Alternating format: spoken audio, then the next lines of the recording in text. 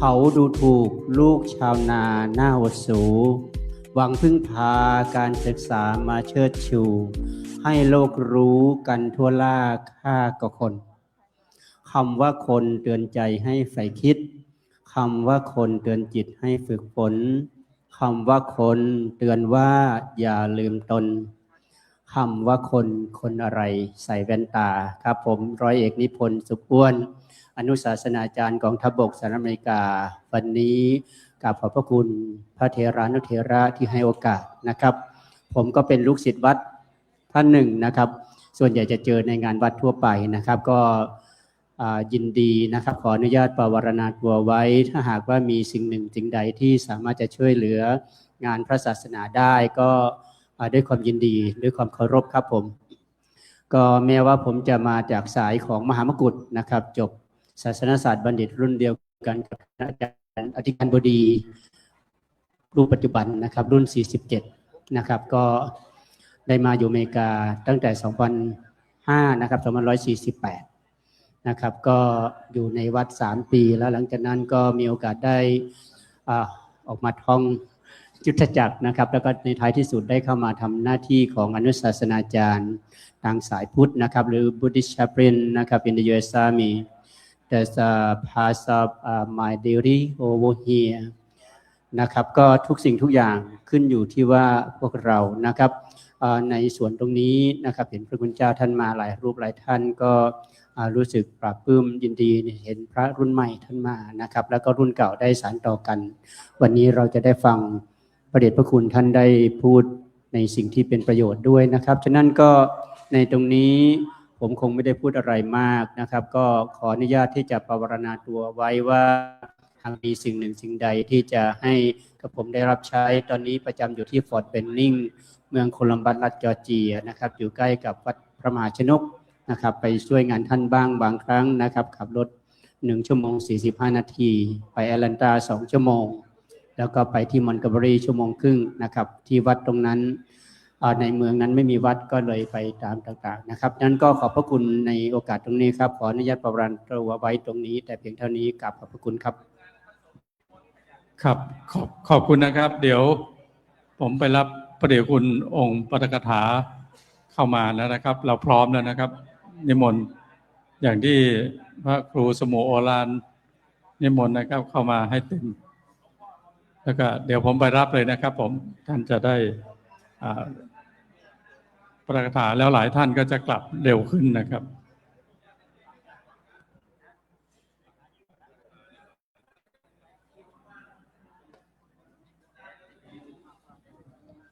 ครับ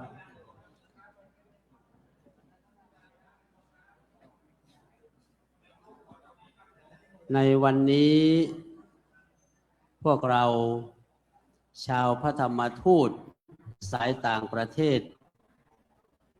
ปฏิบัติหน้าที่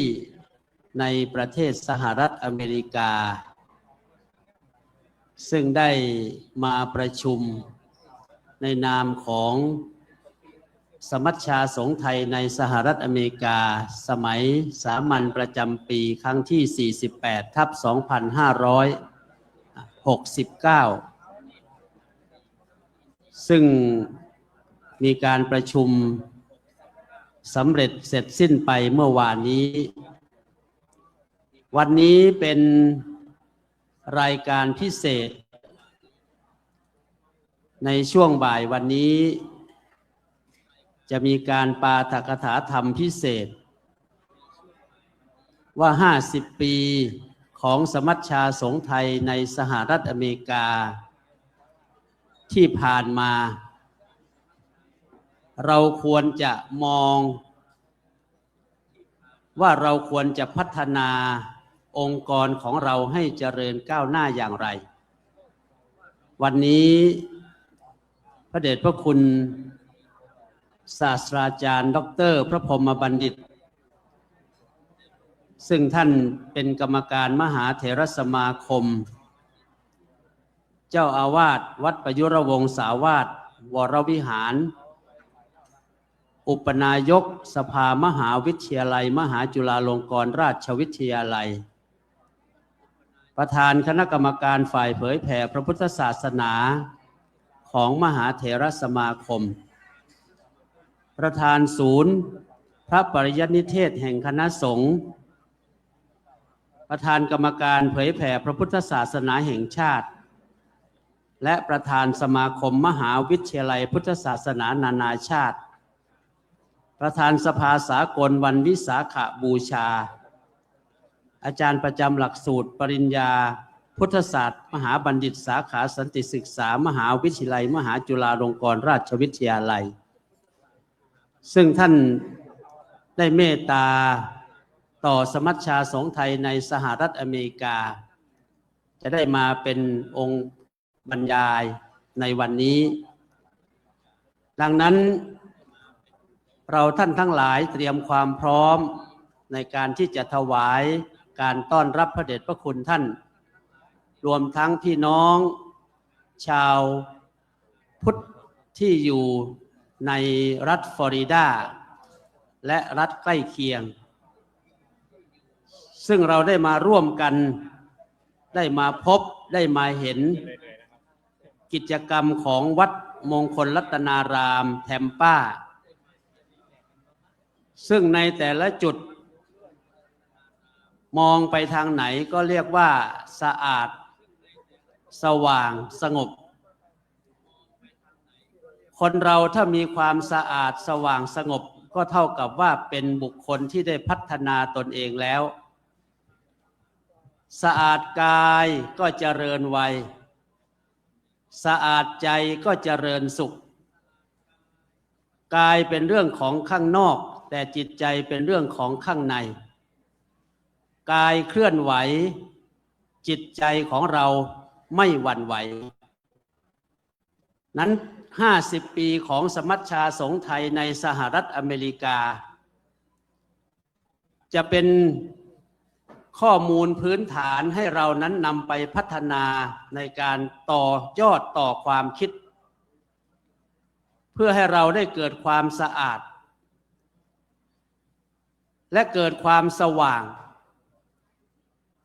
เขาบอกว่าแสงไฟสว่างทางตาแต่แสงปัญญาสว่างทางใจนั้นวันนี้เรามาฟังเพื่อให้เกิดแสงสว่างทางปัญญาเพื่อจะได้นำไปเป็นข้อคิดเตือนจิตสะกิดใจและที่สำคัญก็คือมีความสงบทั้งภายในสงบทั้งภายนอกเมื่อคนเรามี3 ส.ชีวิตก็จะเป็นชีวิตที่มีความดีงามนั้นวันนี้ขอเชิญท่านทั้งหลายเตรียมพร้อมในการที่จะรับเอาความรู้ทำตัวให้เหมือนกับแมลงผึ้งที่พร้อมจะไปเอาเกสรของดอกไม้แล้วมาทำเป็นน้ำหวาน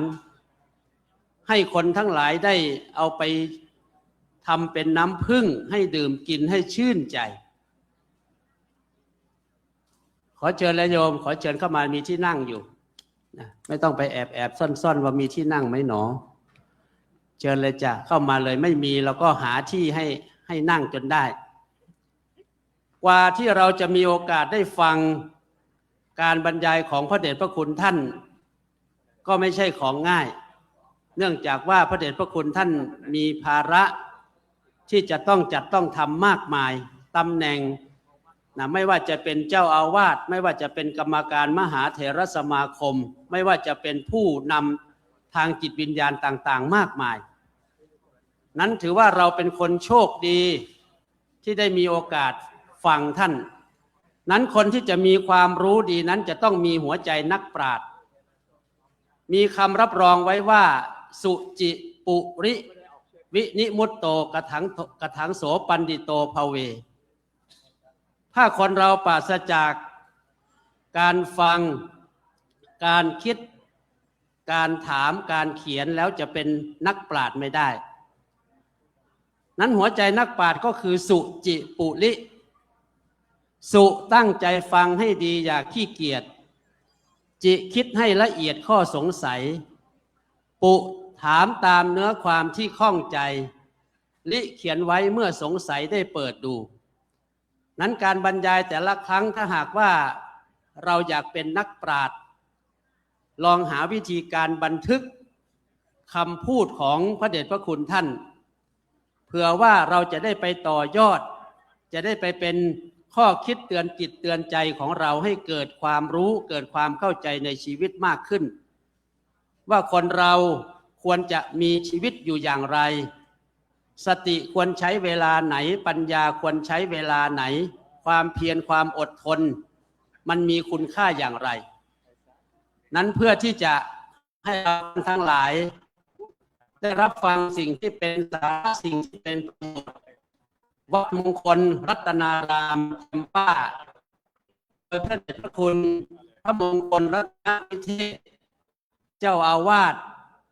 ท่านได้มีวิสัยทัศน์ว่าอย่างน้อยผู้ที่เดินทางเข้ามาวัดมงคลรัตนารามแถมป้าต้องได้อะไรติดไม้ติดมือไป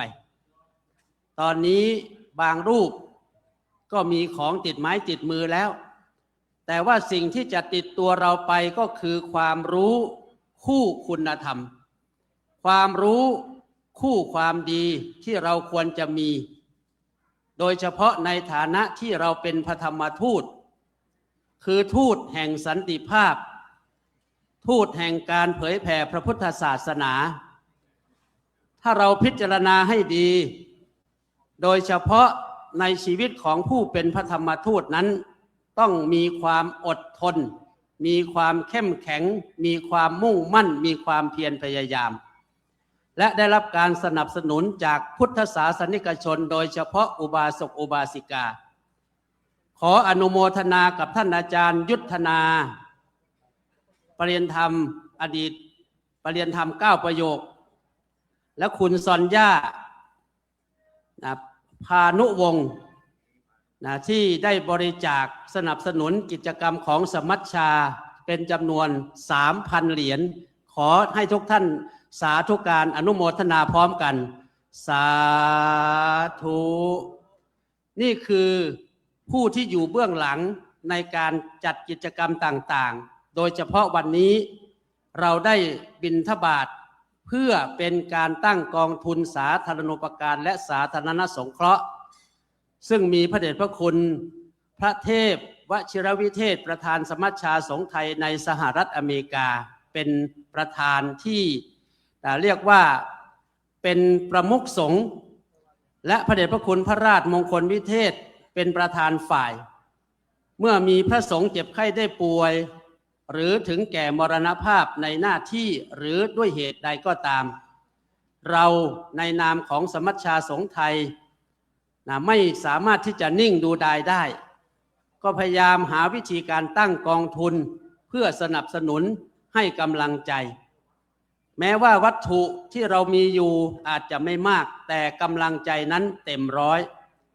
ดังนั้นจึงขอให้เราได้ภูมิใจในฐานะที่เราเป็นพระธรรมทูตสายต่างประเทศที่ได้มาร่วมกัน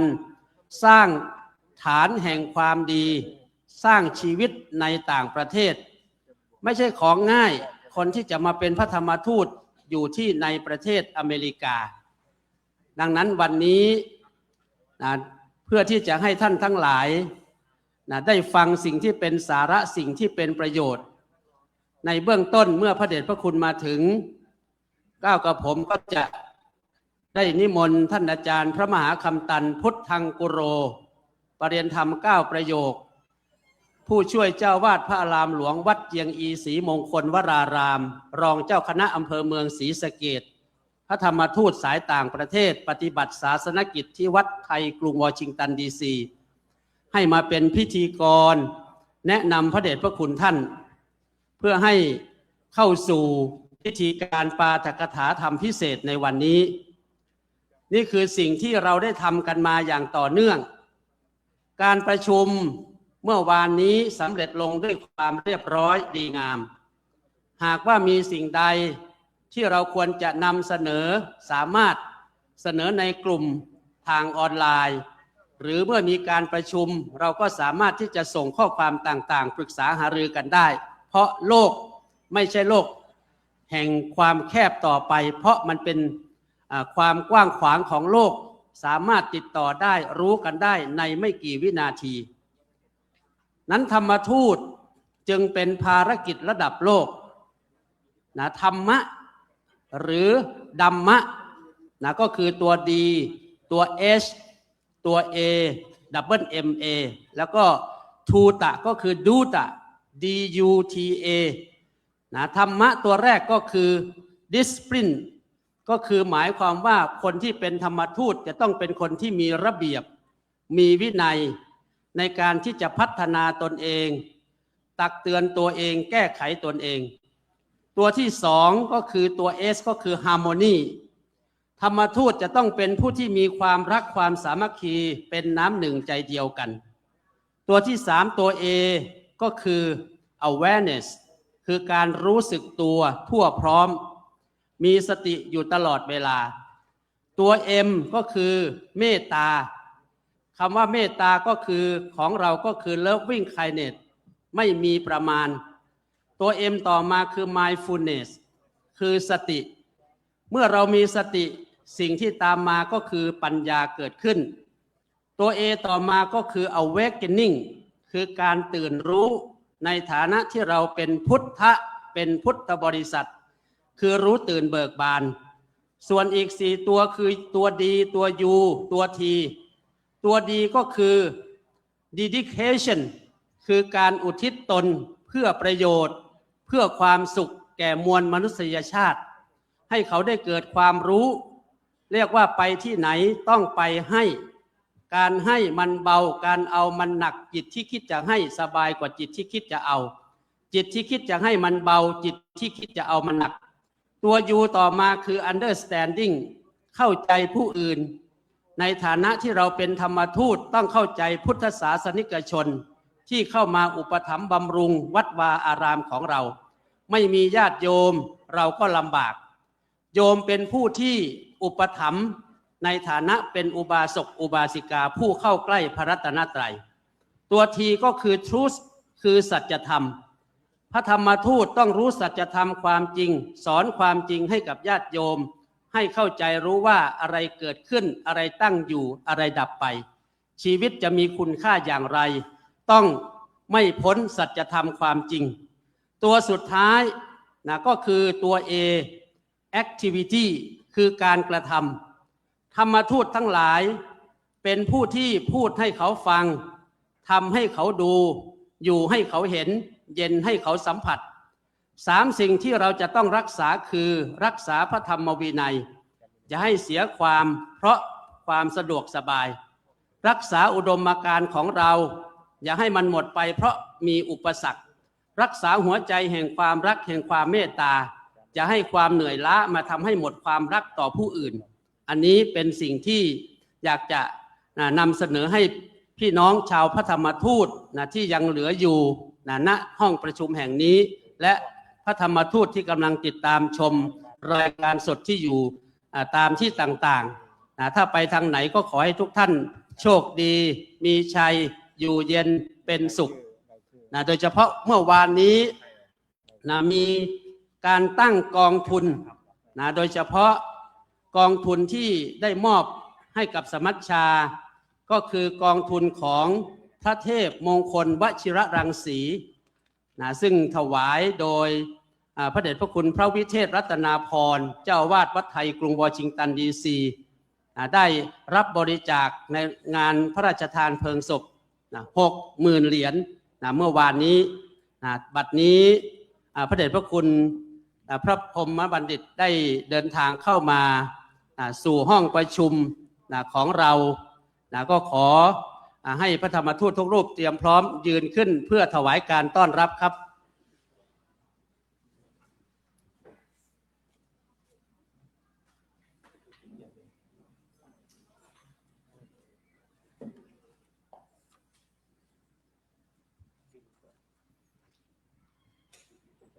กับบัดนี้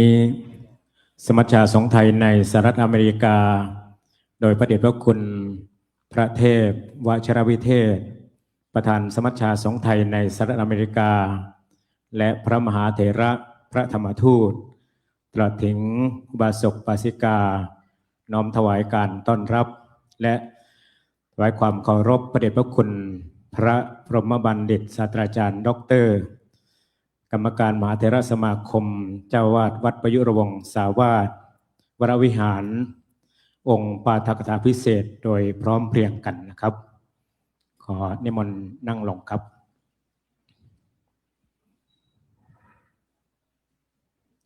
ศาสตราจารย์ด็อกเตอร์พระพรหมบัณฑิตงามโสภิตไพศิษฐศาสตร์ปราดวิถีเปลี่ยนธรรม9ประโยคโลกดุดี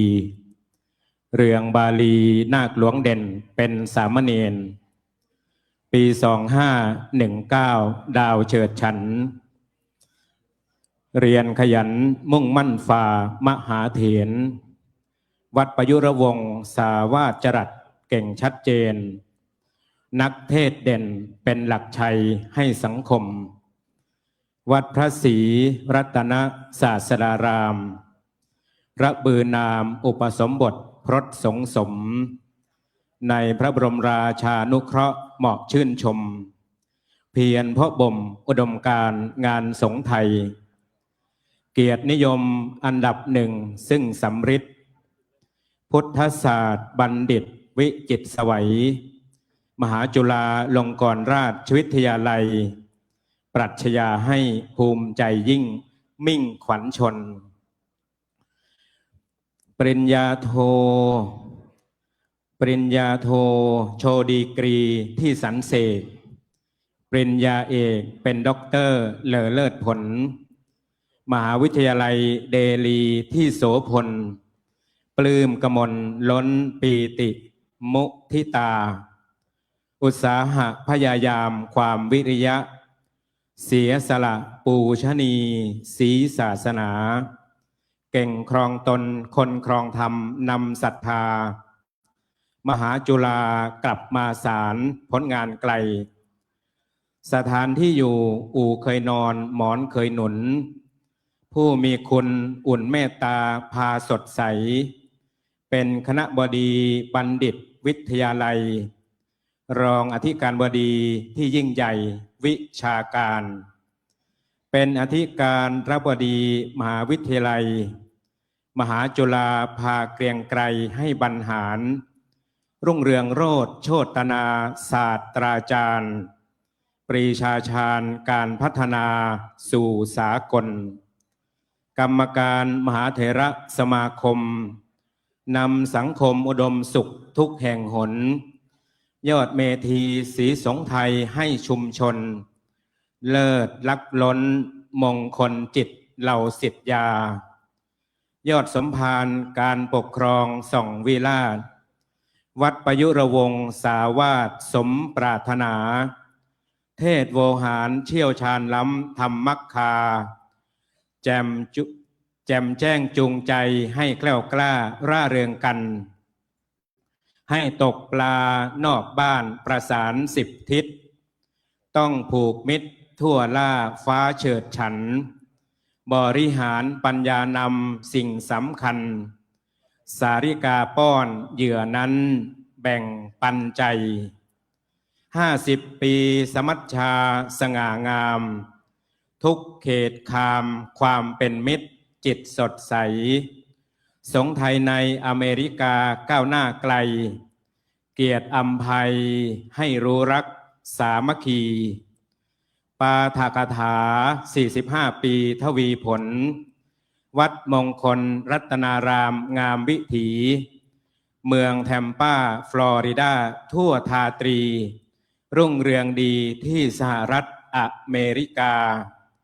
กราบนิมนต์พระพรหมบัณฑิตพระไตรรัตน์ฉัตรเรืองฤทธิ์อธิษฐาส่องแสงธรรมอำนวยสุขทุกเวลาพุทธศาสนา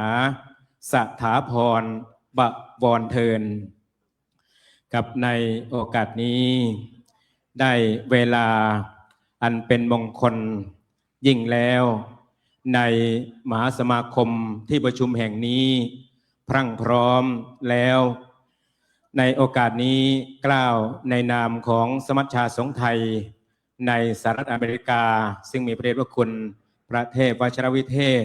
ประธานสมัชชาสงฆ์ไทยในสหรัฐอเมริกา และในนามของคณะสงฆ์อุบาสกบาสิกาชาววัดมงคลรัตนารามแถมป้าซึ่งมีพระเดชพระคุณพระมงคลรัตนวิเทศเจ้าวาดวัดมงคลรัตนารามเมืองแถมป้าน้อมกราบขอบพระคุณและถวายการต้อนรับพระเดชพระคุณพระพรหมบัณฑิตศาสตราจารย์ดร.กรรมการมหาเถรสมาคมองค์ปาฐกถาพิเศษในบัดนี้ขอกราบรัตนาพระเดชพระคุณศาสตราจารย์ดร.พระพรหมบัณฑิตได้เมตตาเป็นองค์ปาฐกถาพิเศษ50 ปีสมัชชาสงฆ์ไทยในสหรัฐอเมริกาในการประชุมสมัชชาสงฆ์ไทยในสหรัฐอเมริกาสมัยสามัญประจำปีครั้งที่48/2569ณวัดมงคลรัตนารามเมืองแทมปารัฐฟลอริดาวันนี้ซึ่งตรงกับวันที่14 มิถุนายน 2519น้อมกราบรัตนาพระเดชพระคุณด้วยความเคารพอย่างสูงครับ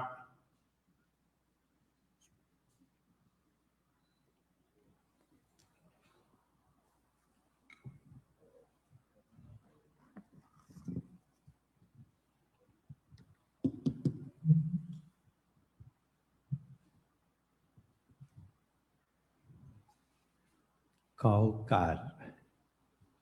ท่านพระมหาเถรานุเถระในมหาสมาคมนี้ซึ่งมีท่านเจ้าคุณพระธรรมวชิราจารย์รองประธานสำนักงานกำกับพระธรรมทูตไปต่างประเทศท่านเจ้าคุณพระเทพวชิรวิเทศประธานสมัชชาสงฆ์ไทยในสหรัฐอเมริกาท่านเจ้าคุณพระมงคลรัตนวิเทศเจ้าอาวาสวัดมงคลรัตนารามแถมป้าพร้อมทั้งพระเถรานุเถระกรรมการและสมาชิกสมัชชาสงฆ์ไทยในสหรัฐอเมริกาทุกรูป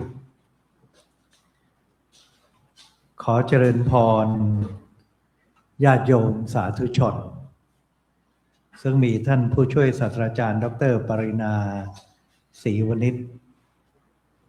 ที่ปรึกษาและปฏิบัติหน้าที่แทนผู้อำนวยการสำนักงานพระพุทธศาสนาแห่งชาติท่านอาจารย์ครุฑสมบัติใหม่ประธานจัดงานฝ่ายคฤหัสถ์เป็นต้นเรามาประชุมพร้อมกันที่วัดมงคลรัตนารามครั้งนี้เนื่องในโอกาสครบ45 ปีวัดมงคลรัตนารามแถมป้าและเนื่องในโอกาสการประชุมสมัยสามัญประจำปีครั้งที่48ของสมัชชาสงฆ์ไทยในสหรัฐอเมริกาในโอกาสที่สมัชชามีอายุครบ50 ปีการปรารภโอกาสสำคัญทั้งสองนี้มองเหมือนกับว่าเป็นเรื่องของอดีตที่ยาวไกลกึ่งศตวรรษของสมัชชาอีก5 ปีก็จะถึงกึ่งศตวรรษของวัดแห่งนี้เรามาปรารภพูดกันเรื่องนี้เพื่ออะไรเพื่อแสดงความกตัญญูกตเวทีต่อบุพการีผู้สร้างสรรค์สมัชชาและผู้สร้างวัดประการหนึ่งดื่มน้ำให้นึกถึงคนขุดบ่อทานผลไม้ให้นึกถึงคนปลูกต้นไม้นั่นก็เป็นเหตุผลประการหนึ่งของการแสดงน้ำใจกตัญญูกตเวทีเมื่อวานนี้ท่านเจ้าวาดพระมงคลรัตนวิเทศก็ได้ทำพิธีบำเพ็ญกุศล แสดงความกตัญญูกตเวทีต่อบุพการีของวัด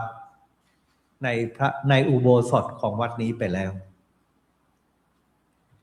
นอกจากจะเป็นการแสดง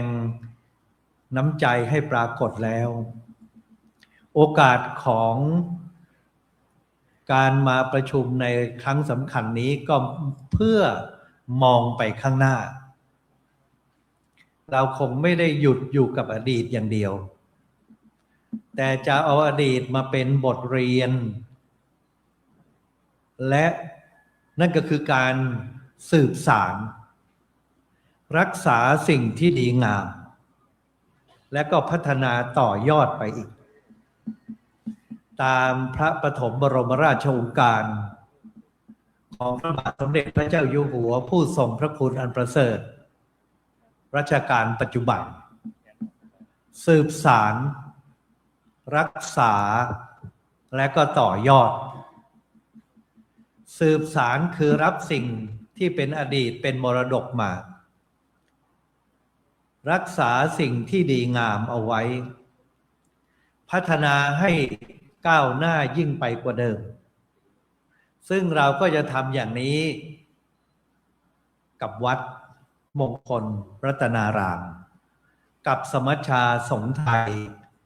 ในสหรัฐอเมริกา และนำมาถอดบทเรียนใช้กับวัดของท่านทั้งหลาย กับครอบครัวของญาติโยมทั้งหลาย กับส่วนราชการที่ท่านสังกัดสองอย่างผสมกัน ในสหรัฐอเมริกาเราจะมองไปข้างหน้าเป็นหลัก เพราะมันมีเรื่องวิทยาศาสตร์เทคโนโลยีมี innovation นวัตกรรมออกมาอย่างตามไม่ทัน จนบางทีเราก็วิ่งไปข้างหน้าแล้วลืมข้างหลัง ในบางประเทศมองแต่ข้างหลังไม่มองไปข้างหน้าเหลียวหลังก็สำคัญแลหน้าก็สำคัญเอาทั้งสองอย่างมาผสมกันมาร์กาเร็ต แทชเชอร์อดีตนายกรัฐมนตรีของอังกฤษก่อนจะเป็นนายกรัฐมนตรีของอังกฤษได้มาเยือนประเทศสหรัฐอเมริกากลับไปก็แสดงปาฐกถาเล่าความประทับใจที่ตัวเองได้มาที่ประเทศนี้และเธอก็สรุปความต่างระหว่างอังกฤษกับอเมริกาด้วยประโยคที่ว่า Europe was created by history America was created by philosophy ยุโรปถูกสร้างขึ้นด้วยประวัติศาสตร์อเมริกาสร้างขึ้นด้วยปรัชญาถ้าสมัยนี้ก็ต้องเติมคำว่านวัตกรรมเข้าไปด้วยสร้างด้วยประวัติศาสตร์ในยุโรปเพราะมีสถาบันมีอะไรต่างๆของเก่ามากมายเป็นพันปีอยู่ที่ยุโรปและก็ฉลองประวัติศาสตร์กันบ่อยครั้งคนยุโรปก็จะมองไปสู่อดีตที่รุ่งเรืองส่วนคนอเมริกานั้น200 กว่าปีนี่มันมองมันเป็นเหมือนกับประเทศใหม่สร้างอะไรใหม่ๆมาครั้งที่แล้วไปที่นาซาเขาก็ไม่ได้พูดถึงอดีตสักเท่าไหร่บอกว่าจะส่งมนุษย์ไปดาวอังคารหรืออย่างน้อยก็ไปโคจรรอบดาวอังคารพูดแต่เรื่องอนาคตถ้าเอาสองอย่างมารวมกันยุโรปอเมริกามันก็ต้องถือว่ารากเหง้าก็สำคัญ ไม่ลืมรากเหง้าของตัวเอง อเมริกาก็มาจากยุโรปแต่อย่าไปตัดด้วยมหาสมุทรแอตแลนติกรากเหง้ามันก็มาจากที่นั่นมาที่นี่และที่จะไปต่อในอนาคตก่อนน้อมกลับไปที่ยุโรปก็ได้มีพุทธศาสนสุภาษิตเกี่ยวกับเรื่องนี้ไว้ว่าปุรานังนาพินันไถยะนเวขันติมกุปพเยอย่าไปหลงของใหม่อย่าไปหลงของเก่าและอย่าเมาของใหม่เดินทางสายกลางสำหรับพระธรรมทูตทั้งหลายอย่าหลงของเก่าโดยไม่เอาสิ่งใหม่ดีงามมาพัฒนาต่อยอดอย่าเมาของใหม่โดยไม่สืบสารรักษาสิ่งที่ดีงามที่ติดเรามาจนถึงที่นี่นั่นคือประเด็นสำคัญที่ทำไมเราจะต้องไม่ลืมของเก่าแต่ไม่หลงเราก็อาจจะมอง50 ปีที่ผ่านมาเป็นบทเรียนของเราในปัจจุบันเพื่อขับเคลื่อนพัฒนาต่อยอดไปสู่อนาคต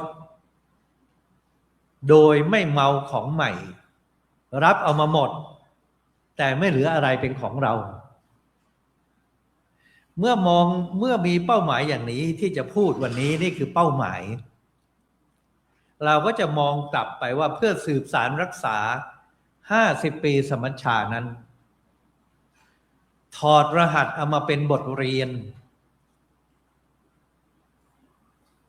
อะไรเป็นความผิดพลาดล้มเหลวเราก็แก้ไขอะไรเป็นสิ่งที่ดีเราก็เก็บรักษาและพัฒนาต่อไปเปลี่ยนวิกฤตให้เป็นโอกาสเปลี่ยนพินาศให้เป็นพัฒนาเปลี่ยนปัญหาให้เป็นบทเรียนสมัชชาสงฆ์ไทยครบ50 ปีนับจากวันที่จดทะเบียนที่เดนเวอร์โดยวัด5 วัดบิ๊กไฟฟ์ที่ก่อตั้งมาจนถึงปี 2519 วัดแรกคือวัดไทยลอสแอนเจลิสก่อตั้งในปี 2515 เพราะฉะนั้นถ้าจะนับว่าพุทธศาสนามาในอเมริกาในทางการเมื่อไหร่เนี่ยต้องนับ 2014 2015 แต่สมัชชานั้นรอให้มีวัดที่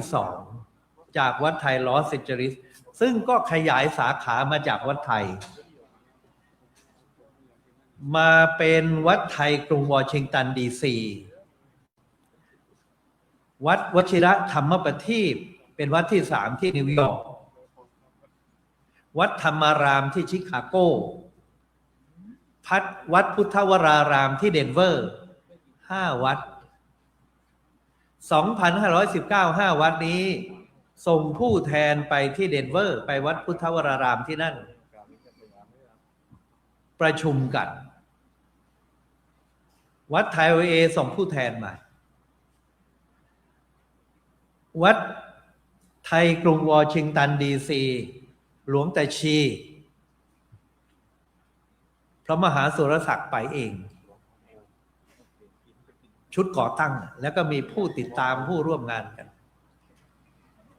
นิวยอร์กที่ยังเหลืออยู่ก็คือ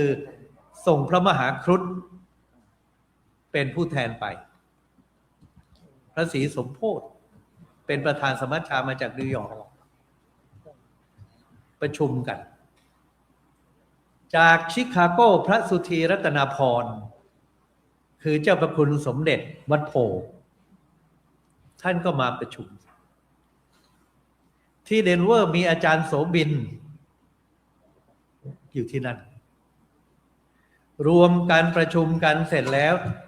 มีมติตั้งสมัชชาสงฆ์ไทยในสหรัฐอเมริกาปี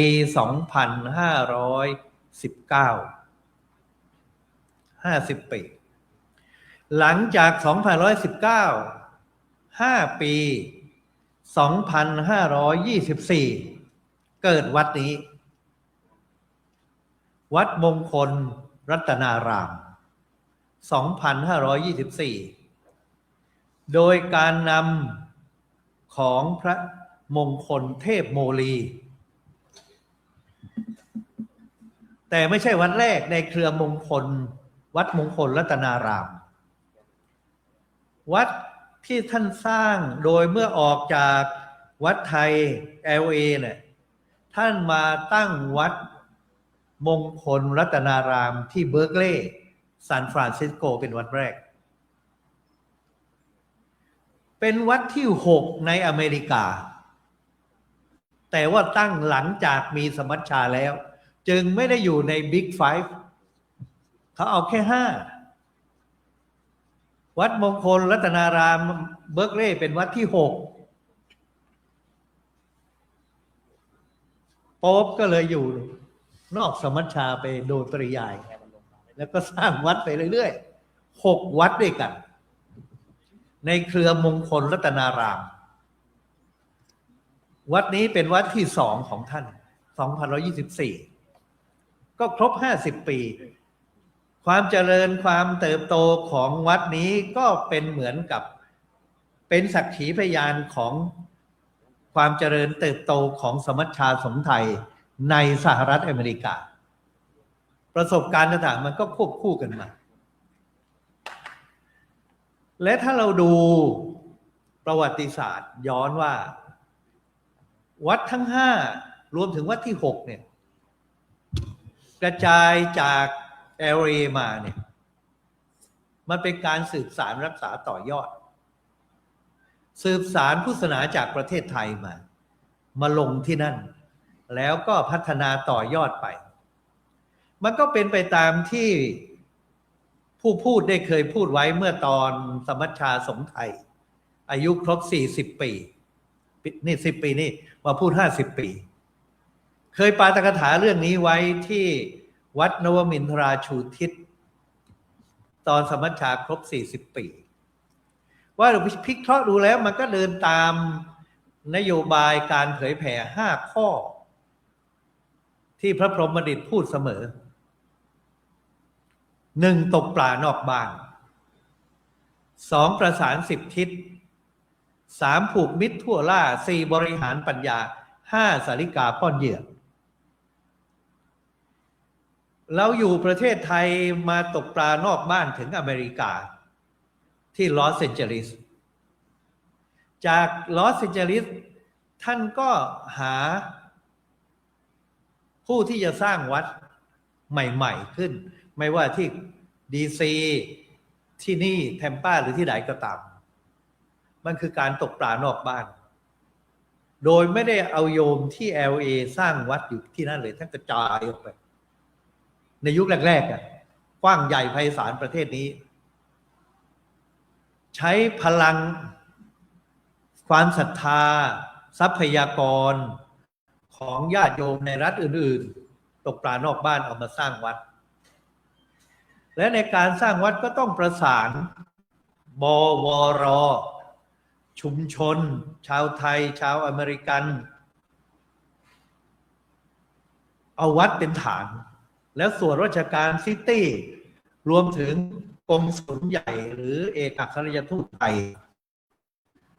มาประชุมร่วมกันจากเมืองไทยบ้างอะไรบ้างสร้างเป็นวัดขึ้นจนได้ประสาน10 ทิศ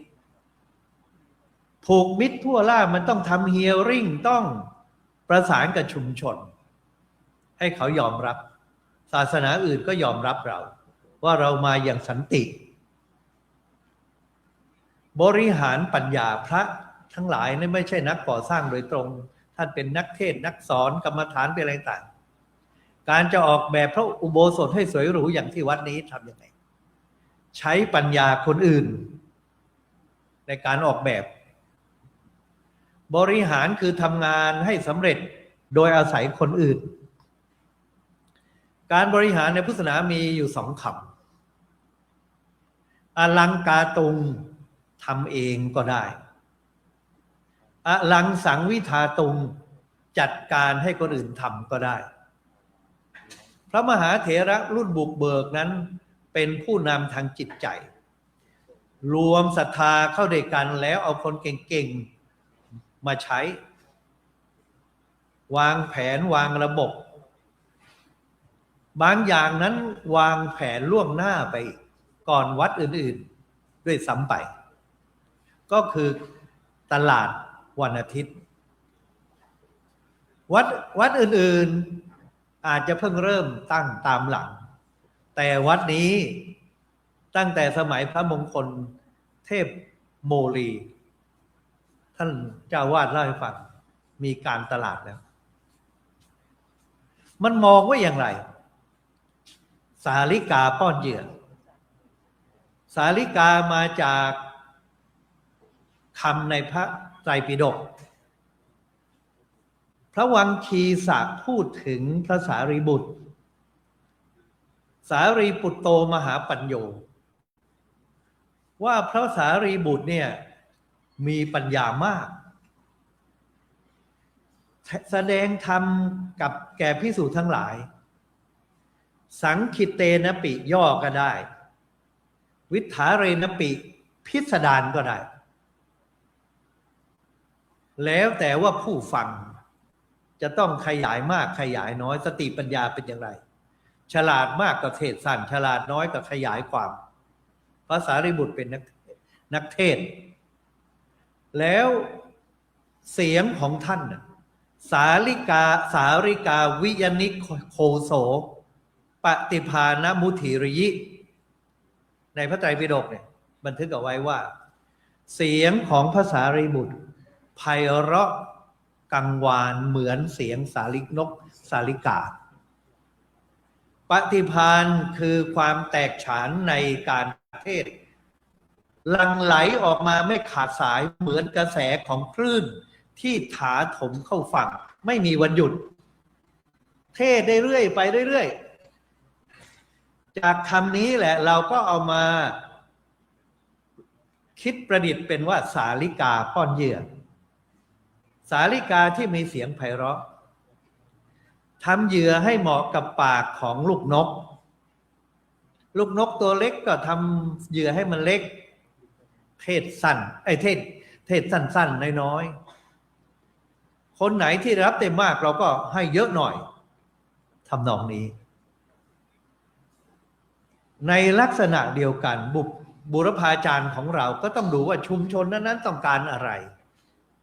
ต้องการพุทธศาสนาประเภทไหนสิ่งที่เรารับมาจากประเทศไทยเป็นพุทธศาสนาแบบใดพระจะเรียนคันถธุระเรียนวิชาการเรียนพระไตรปิฎกเรียนอรรถกถาเรียนพระบาลี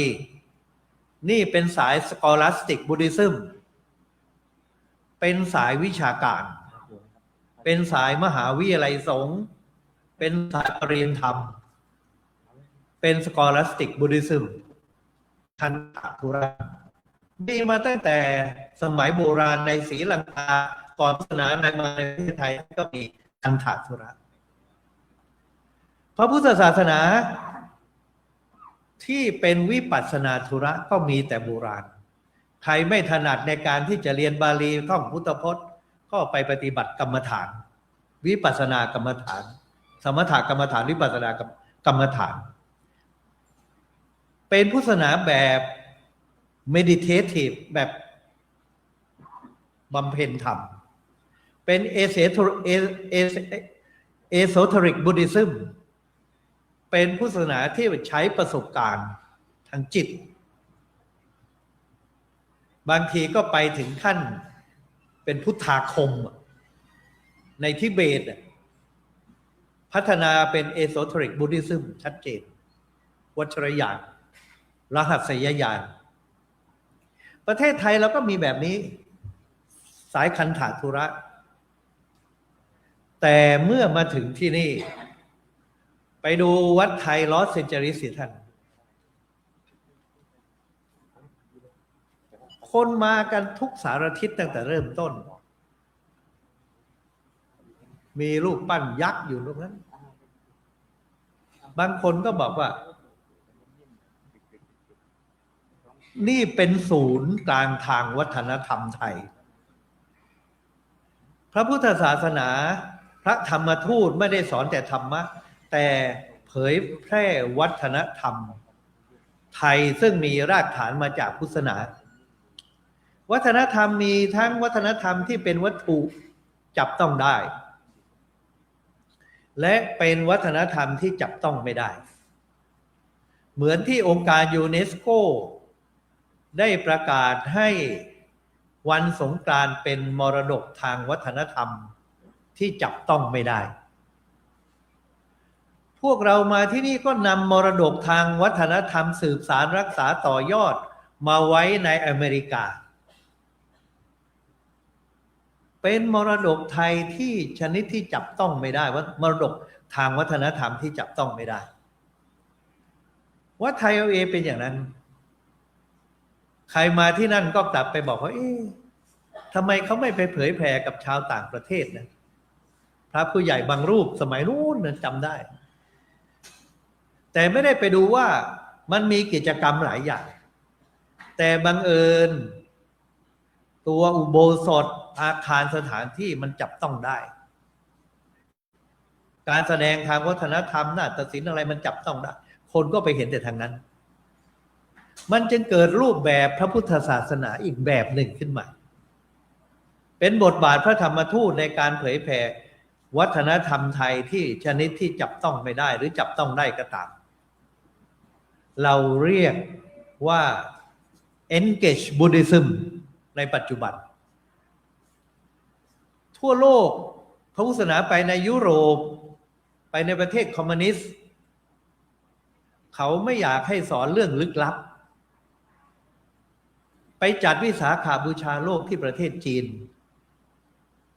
เมื่อครึ่งเดือนที่แล้วรัฐมนตรีกรรมการกลางพรรคคอมมิวนิสต์ที่มาพูดเรียกโพลิตบูโร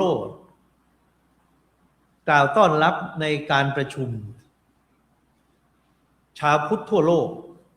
ที่จีนแผ่นดินใหญ่ว่าพระพุทธศาสนาที่จีนคอมมิวนิสต์สังคมนิยมประสงค์ก็คือพระพุทธศาสนาที่เป็น humanistic Buddhism ท่านจะเข้าใจว่าอะไร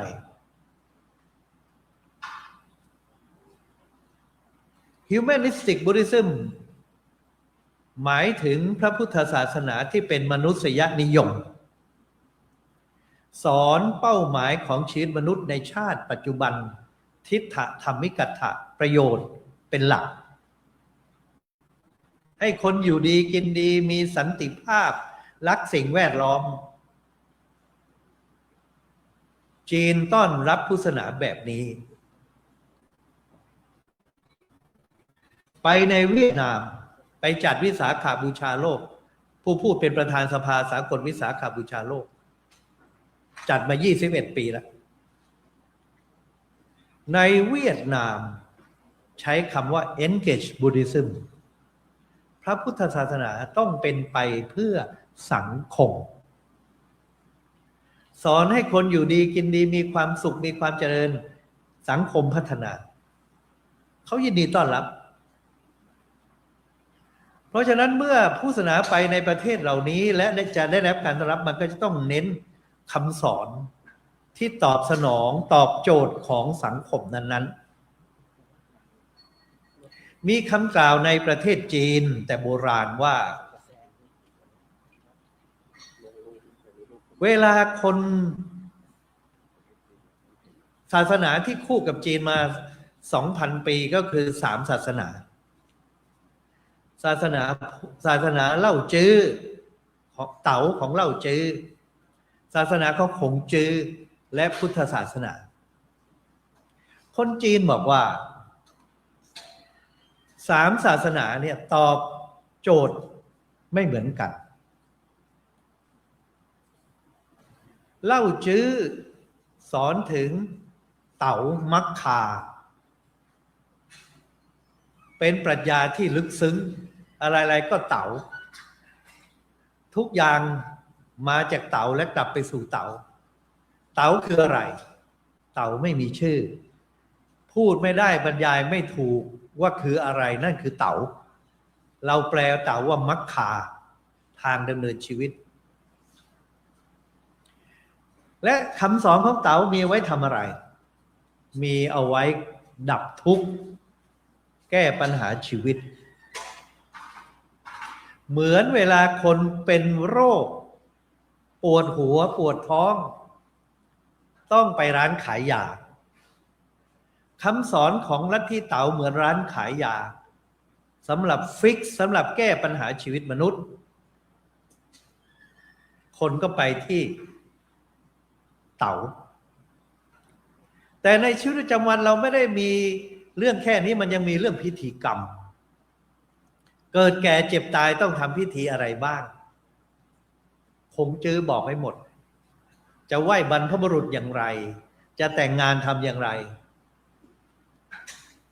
กตัญญูต่อบรรพบุรุษเป็นอย่างไรคำสอนเหล่านี้เป็นอยู่ในชีวิตประจำวัน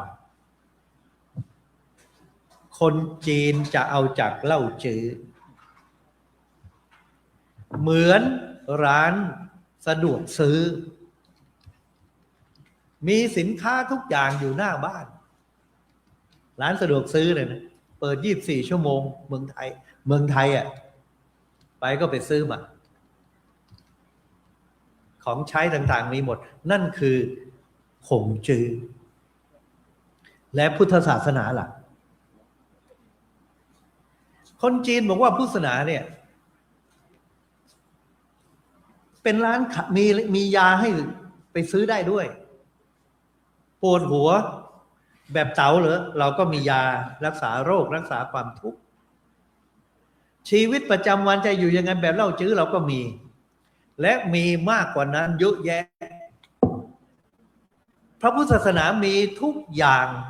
ที่มีอยู่ในเล่าจื้อของจื้อและมีมากกว่านั้นเพราะฉะนั้นพุทธศาสนาจึงเข้าไปอยู่ในจีนได้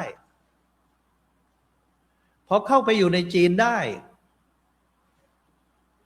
ของเยอะมากชาวจีนต้อนรับเหมือนอะไรเหมือน department store ไม่ใช่ convenience store convenience store นั้นขงจื้อ department store ใหญ่โตมโหฬารพุทธศาสนามีทุกอย่างไอ้ที่ว่ามีทุกอย่างเนี่ยมันก็ดีอยู่หรอกแต่เสียอย่างเดียวเวลาจะซื้อของหาไม่เจอว่ายาอยู่มุมไหนแปรงสีฟันอยู่ตรงไหน 84,000 พระธรรมขันธ์พระไตรปิฎก45 เล่มนี่มันเยอะเหลือเกินเพราะฉะนั้นก็เป็นหน้าที่ของพระคุณเจ้าทั้งหลายนี่แหละจะต้องเป็นไกด์ชี้ว่ามันอยู่ตรงไหนช่วยเขานั่นคือคันธะธุระไงบอกอยากพระไตรปิฎกเอามาขยายแล้ววิธีใช้ให้ดูด้วยวิปัสสนาธุระเป็นต้นการที่เอามาใช้เฉพาะในสังคมในชาตินี้ตรงนี้มันไปเกินในส่วนนี้เนี่ยที่เราเรียกว่า humanistic ในจีนเนี่ยหรือ engage Buddhism พุทธศาสนาเพื่อสังคมในเวียดนามในสังคมนิยมในลาวในอะไรต่างมันทำให้พุทธศาสนามีทุกอย่างเป็นสังคมนิยมก็มีเพราะฉะนั้นตอนนี้ประเทศสังคมนิยมเมื่อมั่งคั่งร่ำรวยคนมันเครียดก็หนีไปหาศาสนาจีนพยายามกดไว้ไม่ให้คนเข้าหาศาสนาตอนแรกแต่เพราะคนเครียดจึงแอบไปหาศาสนาที่เป็นลัทธิใต้ดินเช่นฟาหลุนกงปิดกั้นไม่ได้และเป็นภัยต่อรัฐบาลในที่สุดจีนต้องเปิดให้นับถือศาสนาที่อยู่กับจีนมานานถึง 2,000 ปีก็คือเล่าจื้อขงจื้อและก็พุทธและนั่นก็คือเหตุที่เราเข้าไปจัดวิสาขบูชาโลกในประเทศสังคมนิยมนี้ได้แต่เขาก็บอกว่าขอให้เป็น humanistic Buddhism นักวิทยาศาสตร์บางทีก็ไม่สนใจชีวิตชาติหน้าโลกหน้า ต้องการพัฒนาโลกมนุษย์ให้มันเป็นสวรรค์บนดิน ตามแนวคิดของ Sustainable Development Goals เป้าหมายการพัฒนาที่ยั่งยืนของสหประชาชาติเขาก็ต้อนรับพุทธศาสนาอีกเพราะเรามี Humanistic Buddhism Engage Buddhism มันก็เป็นกระบวนการที่เราสามารถเอาคำสอนส่วนนี้ไปทำงานร่วมกับศาสนาอื่นเป็นศาสนิกสัมพันธ์ไม่ต้องพูดถึงหลักคำสอนแสวงจุดร่วมสงวนจุดต่างในส่วนที่เป็นพุทธศาสนาเพื่อสังคมแล้วก็ทำงานกับศาสนาอื่นได้ผู้พูดนี้มหาสมาคมก็ส่งไปที่วาติกันไปสัมมนาร่วมกันกับศาสนาอื่นๆเมื่อก่อนเกิดโควิด -19 เอาคำสอนในศาสนาแต่ละศาสนามาส่งเสริมให้บรรลุเป้าหมายการพัฒนาที่ยั่งยืน SDGs ที่ United Nations ที่สหประชาชาติวางเอาไว้อยากให้ศาสนาช่วยกันแล้วก็สามารถจับมือกับทุกองค์กรในประเทศสหรัฐอเมริกาเพื่อการนี้ต้องบรรลุให้ถึงในปีคศ 2030 ซึ่งล่าช้าเพราะโควิด -19 2573 และอาจจะต้องยืดต่อไปอีกเพราะพุทธศาสนาจะมีส่วนในชุมชนของท่านในวัดของท่านในนโยบายของสมัชชาสงฆ์ไทยเนี่ยท่านจะเอาแบบไหนเป็นขันธะธุระเป็นสกอลัสติกบุริซึมเราก็คุยกับเขาได้เรามีทุกอย่างท่านจะเอาแบบวิปัสสนาธุระเป็นเอโซเทริกบุริซึมก็เช่นเดียวกันหรือจะเป็นฮิวแมนิสติกบุริซึมพุทธศาสนาแบบมนุษยนิยมเพื่อพัฒนาสังคมและเมื่อพิจารณาดูบทบาทของพระธรรมทูตรุ่นแรกโดยเฉพาะใน Big Five หรือซิกก็ตามถ้านับรวมวัดมงคลรัตนารามเบอร์เกลย์รวมถึงแทมป้าด้วยเนี่ยบทบาทท่านเหล่านี้ก็จะอยู่ใน3 กลุ่มในส่วนของคันธธุระประเภทการเทศการสอนเนี่ยถามว่าใครไม่เคยได้เห็นหนังสือได้อ่านหนังสือหลวงตาชีบ้างส่งไปทั่วพระมหาสุรศักดิ์ชีวานันโทเทศไปบ่นไป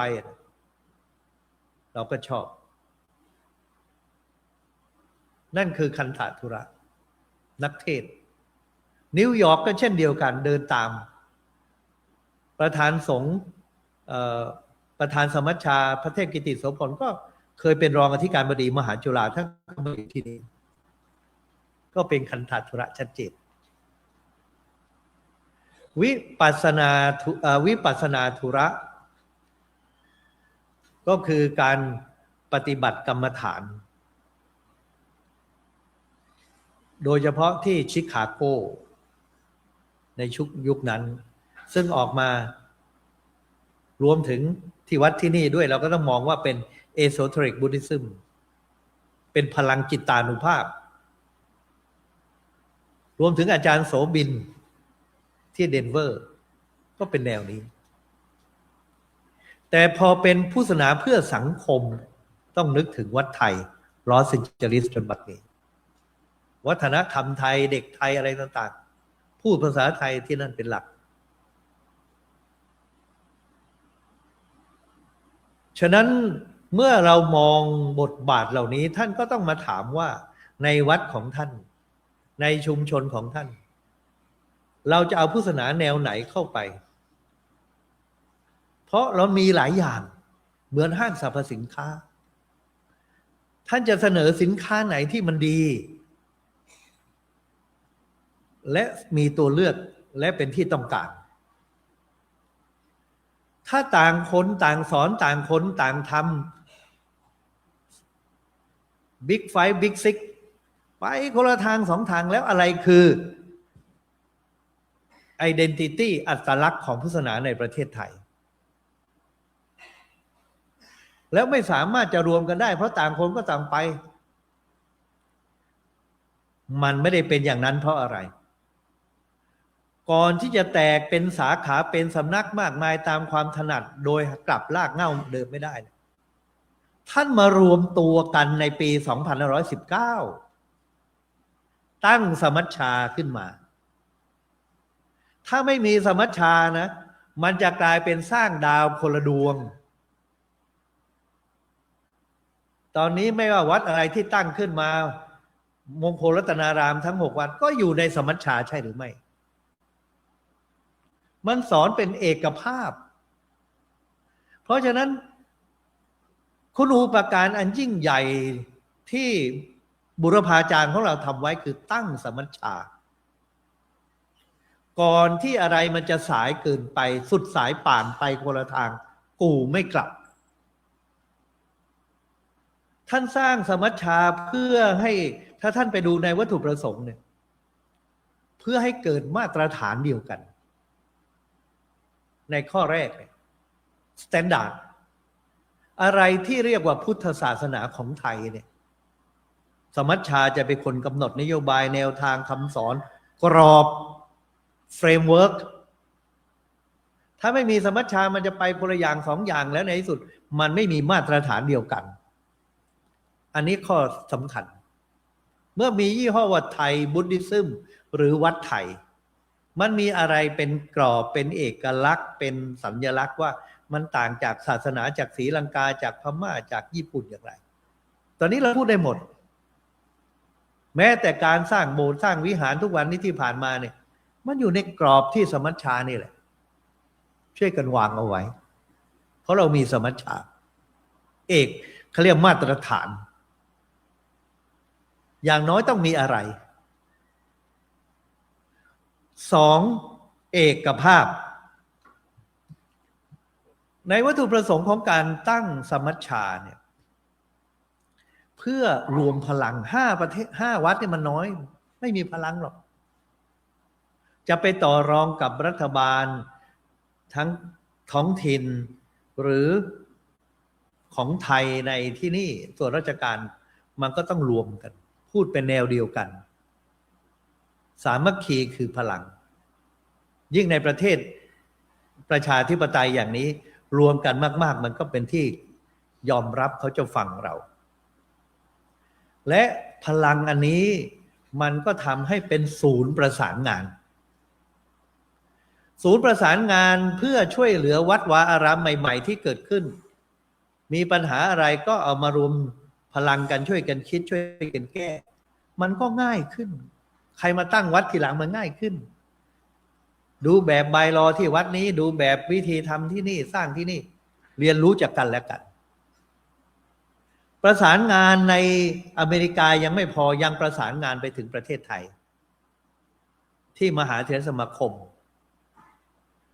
สำนักงานพุทธศาสนาแห่งชาติเพราะว่าเป็นสำนักเลขาธิการมหาเถรสมาคมและรัฐบาลไทยกระทรวงการต่างประเทศ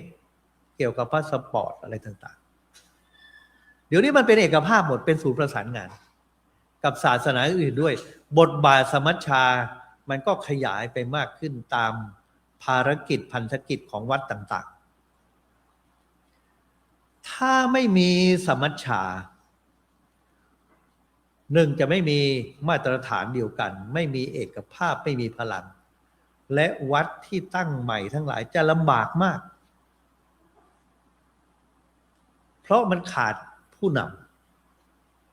ำมีปัญหากับญาติโยมใครจะไปช่วยสะสางมีปัญหากันเองเราจะแก้อย่างไรสมัชชาเข้าไปไกล่เกลี่ยไปช่วยไปพูดเองไม่ได้ก็เอาพระผู้ใหญ่มาพูดมาประสานให้จากประเทศไทยนี่คือคุณูปการที่บุรพาจารย์เราได้ทำเอาไว้แล้วท่านลำบากเพราะท่านเป็นยุคบุกเบิกใครที่ทำยุคบุกเบิกจะรู้ว่ามันยากขนาดไหนผู้พูดเป็นผู้บุกเบิกในการให้มหาวิทยาลัยสงฆ์มีพรบและต้องมาสร้างระบบใหม่เป็นอธิการบดีเพื่อสร้างระบบใหม่สร้างแคมปัสใหม่อะไรใหม่20 ปี มันลำบากขนาดไหนซึ่งถ้าไม่รวมพลังกันมันทำไม่ได้เรื่องยากๆเรื่องริเริ่มไพโอเนียอย่างที่เรามาทำกันเนี่ยเป็นแอดเวนเจอร์ด้วยซ้ำไปในประเทศที่ไม่ใช่ของเราบ้านพ่อเมืองแม่ของเรามาตุภูมิของเราเนี่ยงงไปหมดถ้าไม่ช่วยกันประคับประคองหัวหน้าก็ต้องเดินหน้าไปผู้ตามก็ต้องพยุงกันไปอย่างเงี้ยถ้าไม่ทำอย่างนี้มันจะไปได้กี่น้ำภาษิตแอฟริกาเขาเรียกแอฟริกันเขาบอกว่าภาษิตแอฟริกันเขาบอกว่า if you want to go fast go alone ถ้าอยากจะไปเร็วไปคนเดียว if you want to go fast go alone if you want to go far go together ถ้าอยากจะไปได้ไกลไปรวมกันไปไกลไปรวมกันมันก็ไม่ทันใจใช่ไหมไอ้คนนู้นถ่วงบ้างไอ้นี่คนนี้บ้างโอ้งองแงงงองแงงเหมือนเราไปตัวเป็นคณะน่ะตื่นสายบ้างอะไรบ้างไปด้วยกันแต่มันปลอดภัยแล้วก็ช่วยดูแลกันไปได้ไกลมันช่วยกันมันไม่เหนื่อยมากเงินหมดก็ขอยืมกันได้แต่ถ้าอยากจะไปเร็วไปไหนปุ๊บปุ๊บปุ๊บปุ๊บเกิดปัญหาใครช่วยท่านไปเร็วแต่ได้ไม่นานหน้าแห้งกลับมาแล้วโดนขโมยของไปยุโรปแป๊บเดียวกลับมาแล้วโดนพิกพ็อกเก็ตล้วงกระเป๋ามันไม่มีใครดูแลกันเพราะฉะนั้นภาษิตแอฟริกาเขายังบอกว่าอย่างนี้แหละถ้าท่านอยากจะไปได้เร็วไปคนเดียวอยากจะไปได้นานๆไกลๆไปรวมกันสมัชชาตั้งไว้เพื่อไปได้นานไปรวมกันไม่ได้มีแต่ประธานรูปเดียวมีกรรมการบริหารมีอะไรต่างๆมีแต่ละแผนกมีมติเถียงกันประชุมกันนึกหรือว่าจะเสร็จ4 โมงเย็นเมื่อวานมันก็ไม่เสร็จก็ต้องหามติหาอะไรแต่มันช้าแต่ชัวร์มันช่วยกันดูแลมันไปได้ไกลระยะไกลเนี่ยมันช่วยกันนะท่านเคยเห็นนกที่มันบินบนท้องฟ้านกอพยพอ่ะพวกหงส์เนี่ยนะมันจะบินไปด้วยกันนี่หัวเป็นลูกศรเลยเขาเรียก V shape นกใหญ่ๆอย่างหงส์อย่างห่านแคนาดากีสหรือแคนาเดียนกีสอย่างแคนาเดียนกีสมันอพยพอยู่ทางชิคาโกเนี่ยจะเห็นมันบินข้ามมาเลยเพื่อมา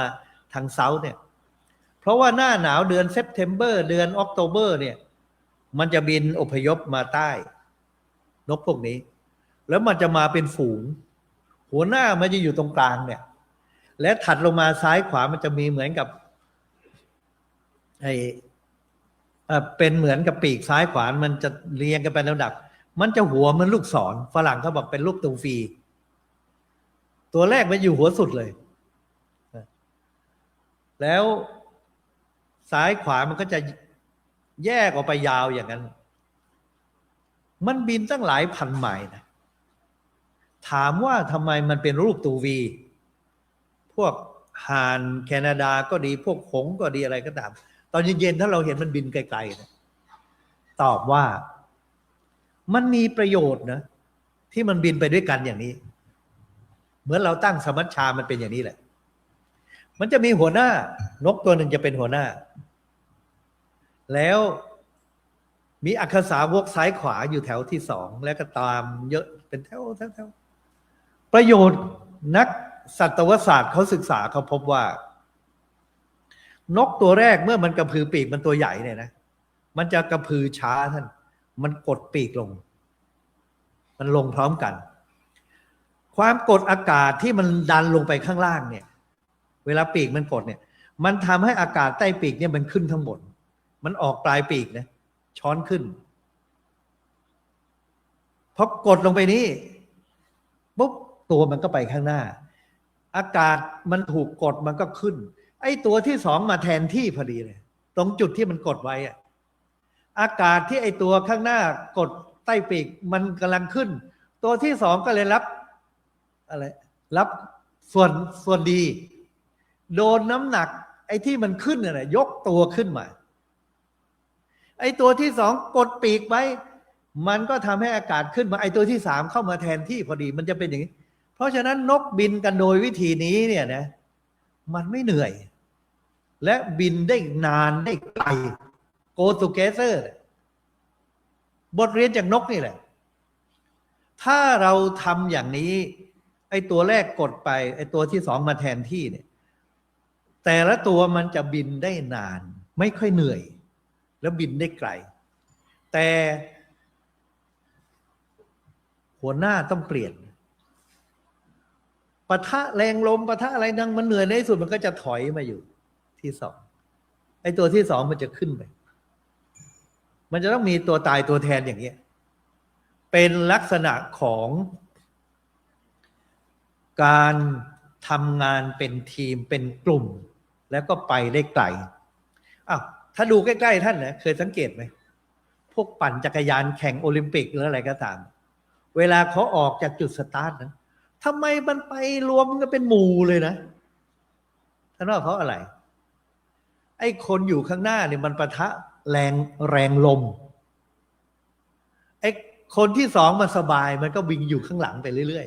ๆอาศัยตามหลังไปได้แรงดึงดูดเบาแรงและพอมีโอกาสตัวเองหายเหนื่อยค่อยแซงไงมันก็จะไปกันเป็นกลุ่มอย่างนี้คนก็เขาเรียกแอโรไดนามิกพวกไออากาศพลวัตเนี่ยนะเป็นอย่างนี้นกมันก็เป็นคนก็ท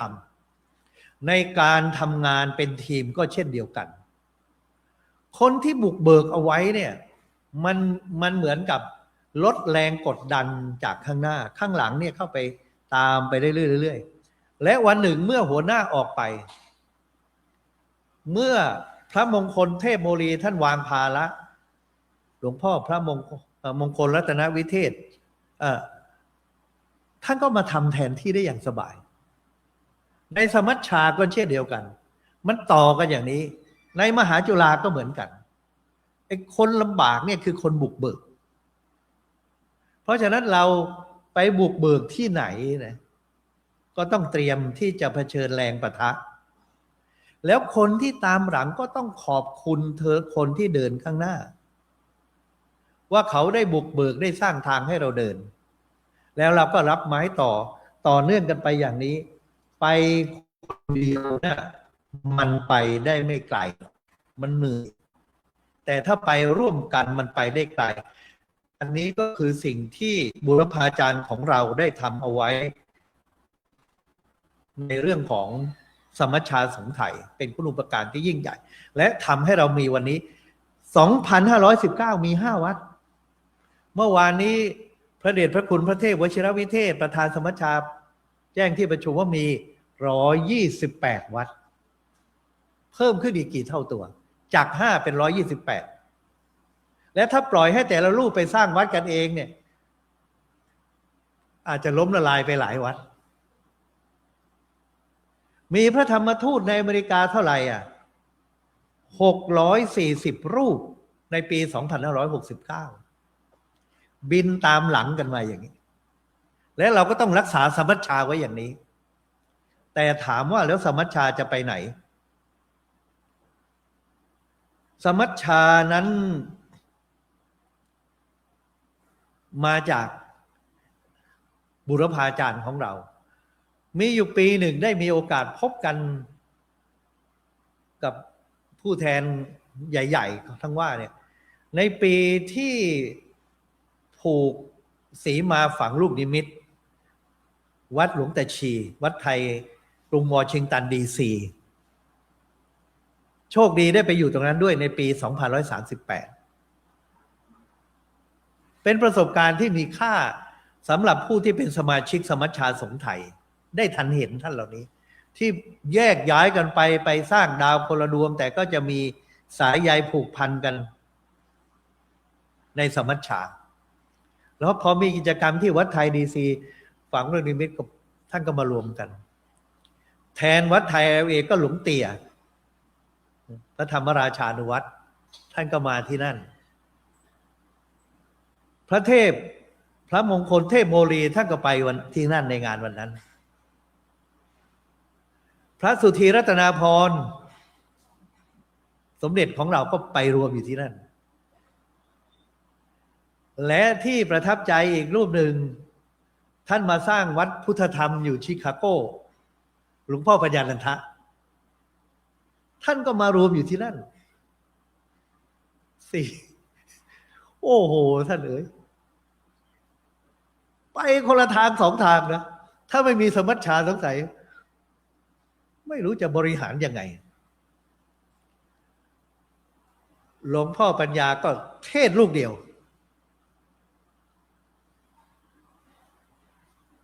พระมงคลเทพโมลีก็สวดมนต์ลูกเดียวเราทำวัดเย็นกันเนี่ยนะเมื่อไรมันจะจบสักทีนะเราเป็นพระหนุ่มๆนะขึ้นไม่รู้กี่บทแต่กี่บทเอามาจากไหนก็ไม่รู้เดี๋ยวก็มาอีกแล้วบทนั้นบทนี้โอ้โหสวดมนต์สวดมนต์ศักดิ์สิทธิ์พุทธมนต์วราพรจริงๆหลวงเตี่ยทำยังไงหลวงเตี่ยเท่าประสานงานหลวงเตี่ยเป็นนักประสานวันที่ฝังลูกนิมิตอ่ะช่วงบ่ายๆใช่ไหมตัดเนี่ยลูกนิมิตเอกอ่ะโยมเต็มหมดเลยล้อมโบสถ์วัดไทยดีซีเนี่ยโอ้ออกันแน่นเลยหลวงพ่อปัญญานันทะก็ถือโอกาสญาติโยมทั้งหลายนะปาตกถาไปเรื่อยไม่จบสักทีนะยิ่งคนเยอะน้ำลายแตกฟองเทศใหญ่เลยหลวงเตี่ยก็รู้แก้วจะไปบอกปัญญานันทะก็ไม่ได้รู้อยู่ว่าโยมที่มาออกันเยอะนี่ไม่ใช่อะไรหรอกจะมาเอาหวายลูกนิมิตพวกสายนี้เขาก็มีเยอะนะมารอเอาสายไอ้หวายลูกนิมิตจะตัดเป็นชิ้นอ่ะพอหลวงพ่อปัญญานันทะไม่จบขึ้นมาแล้วก็ท่านก็ยืนอยู่หน้าลูกฝาหวายลูกนิมิตนะหลวงพ่อปัญญานันทะหลวงเตี่ยก็เดินท่านกำลังพูดเนี่ยหลวงเตี่ยก็เดินอ้อมไปข้างหลังไปหยิบหวายเอาไปให้โยมพอหวายไปทะลุโยมไปเรียบเลยนะไอเราถึงได้รู้ว่าโยมเขามารออะไรกันนะโยมมาเที่ยวอเมริกาเพราะมันก็เย็นใช่ไหมเขาก็จะกลับบ้านอะไรอย่างเงี้ยหวายก็ไม่ได้สักทีพระก็เทศอยู่นั่นแหละมันได้เห็นลูกตาท่านก็ไม่ได้ว่าอะไรแต่ท่านเรียบร้อยมากเนี่ยได้ไม่เคยลืมเลยบรรยากาศอย่างเนี้ยแล้วก็ฟังท่านคุยกันอะไรกันนอกรอบ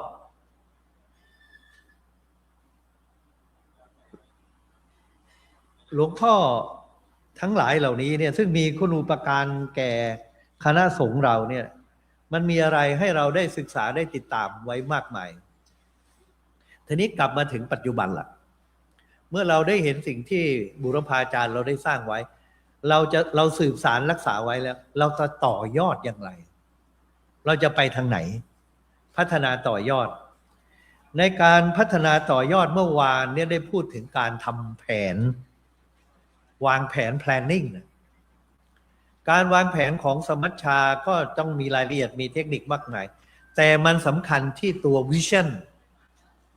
ตัววิสัยทัศน์คือภาพที่พึงประสงค์ของสมัชชาท่านอยากให้มีสมัชชามีบทบาทอะไรเพิ่มไหมมีอำนาจอย่างไรสัมพันธ์กับมหาเถรคมเพิ่มเติมในแนวไหนกับสำนักงานกำกับพระธรรมทูต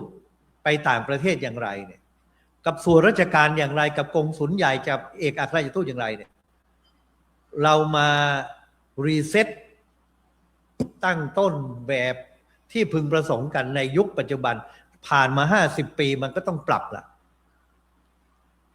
รวมถึงการเชื่อมโยงกับศาสนาอื่นเพื่อให้ทำบทบาท humanistic engage Buddhism พุทธศาสนาเพื่อสังคมร่วมกับศาสนาอื่นมากขึ้นเราจะทำอย่างไรบทบาทตรงนี้แผนกนี้อาจจะตั้งแผนกขึ้นมาอะไรต่างขึ้นมาและเมื่อเราได้จะทำตรงนั้นเนี่ยมันต้องมีวิสัยทัศน์วิสัยทัศน์มันคืออะไร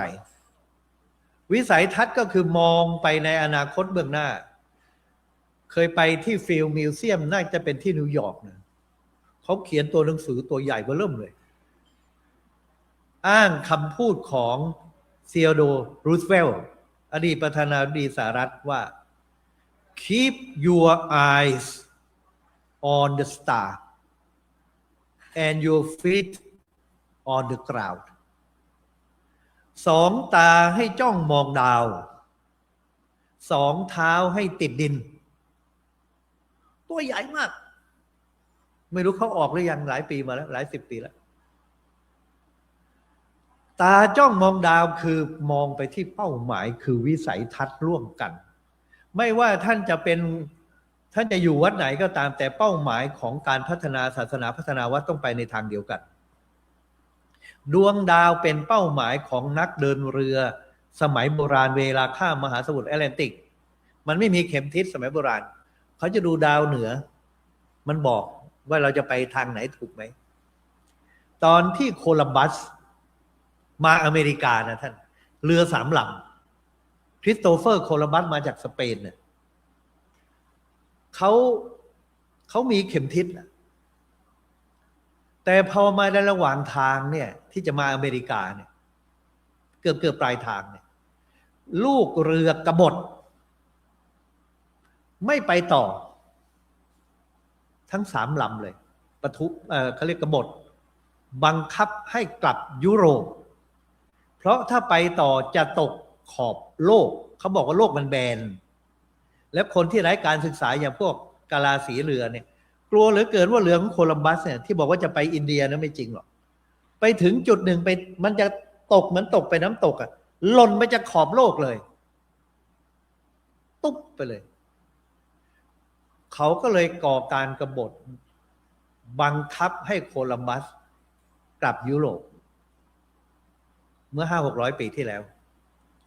โคลัมบัสแก้ปัญหายังไงรู้มันถึงได้มาพบอเมริกาเขายอมกลับท่านบอกลูกเรือว่ากลับลูกเรือก็เลิกกบฏก็ดีใจว่ากลับแต่ที่จริงเขาไม่ได้กลับเขาแอบกลับเข็นทิศนะที่มันเคยไปทิศเหนือให้มันชี้ชิดทิศใต้มันก็เลยนึกว่าไปตามเดิมอ่ะเข็มทิศใครจะไปรู้อยู่กลางทะเลน่ะหมุนอะไรก็ไม่รู้เลยมันก็เลยชี้ไปทิศใต้แล้วก็มันกลับตลปัดพวกลูกเรือก็เลยนึกว่ากำลังไปทิศเดิมก็เลยมาถึงอเมริกาเขาบันทึกไว้อย่างนั้นแต่ก่อนโคลัมบัสเนี่ยเขาไม่มีเขาดูดาวในเรื่องนิทานชาดกอะไรต่างๆเพราะฉะนั้น2 ตาก็ต้องมองดาวมาดูเข็มทิศนั่นคือวิสัยทัศน์คือเป้าหมายที่ท่านจะต้องมาตกลงร่วมกันสร้างร่วมกันแล้ว2 เท้าต้องติดดินคืออะไรก้าวไปทีละก้าวเพื่อไปสู่เป้าหมายนั้นเล่าจื้อบอกว่าระยะทาง10,000 ลี้มันต้องมีก้าวแรกสเต็ป by สเต็ปไม่ว่ามันจะยาวไกลเท่าไหร่ก็ตามเริ่มลงบันไดก้าวแรกแล้วมันก็จะถึงเป้าหมายฉะนั้นพระพุทธศาสนาเนี่ยที่เข้ามาในอเมริกามันก็มีก้าวแรกของมันเมื่อ50 ปีที่แล้วแล้วเราเอามาเป็นบทเรียนอย่างไรอย่างพุทธศาสนาที่เป็นคันธะธุระเนี่ยใครที่เรียนมหาจุฬาจะจำได้มันจะมีหนังสือเล่มหนึ่งผู้เขียนเนี่ยมาสอนอยู่ที่มหาวิทยาลัยที่ชิคาโกสหรัฐอเมริกาแล้วเป็นหนังสือภาษาอังกฤษที่ป๊อปปูล่ามากเพราะว่ามันสอนฝรั่งว่าพุทธศาสนาสอนอะไรผู้เขียนเป็นพระชาวลังกา และเมื่อเราเรียนมหาจุฬาปี 1 ปี 2เนี่ยครูบาอาจารย์ที่นี่ก็เอาเล่มนี้ไปให้เราเรียนเหมือนจะเอามาสอนฝรั่งนั่นแหละเป็นภาษาอังกฤษชื่อหนังสือว่า What the Buddha Taught What the Buddha Taught เนี่ยแปลว่าพระเจ้าสอนอะไรเนี่ยเราได้แปลเป็นภาษาไทยตอนเป็นรองอธิการบดีได้นำคณะแปลออกมาเป็นภาษาไทยผู้เขียนเป็นพระที่เลคเชอร์สอนอยู่ที่มหาวิทยาลัยที่ชิคาโกชื่อท่านวันโปล่าลาหุระทำไมหนังสือเล่มนี้ถึงขายดีในอเมริกาก็เพราะว่าเชื่อมคำสอนของพระเจ้าเข้ากับปรัชญาของอเมริกันพระจากลังกามาสอนเป็นภาษาอังกฤษในมหาวิทยาลัยเขียนตำราออกมาเป็นที่ต้อนรับเพราะท่านรู้ว่าคนอเมริกานั้นชอบปรัชญาอะไรเหมือนมาร์กาเร็ต แทชเชอร์พูดว่า America was created by philosophy ท่านอยู่อเมริกามานานท่านรู้แบบท่านวันโปล่าลาหุระไหมว่าปรัชญาของอเมริกาคืออะไรและถ้าเราจะวางแผนสอนคนอเมริกันเราไม่เข้าใจปรัชญาตรงนี้พุทธศาสนาเข้ากับชีวิตเขาไม่ได้ท่านเราไปดูจากหนังสือเล่มนี้แล้วท่านจะรู้ว่าเป็นความเฉียบคมของพระลังการูปนี้ที่เอาปรัชญาอเมริกันเนี่ยเชื่อมกับพุทธศาสนาพุทธปรัชญาได้อย่างกลมกลืนแต่ท่านไม่ได้บอกนะว่าเป็นปรัชญานะปรัชญาของคนอเมริกันเนี่ยมันไม่ใช่จิตนิยมไม่ใช่วัตถุนิยม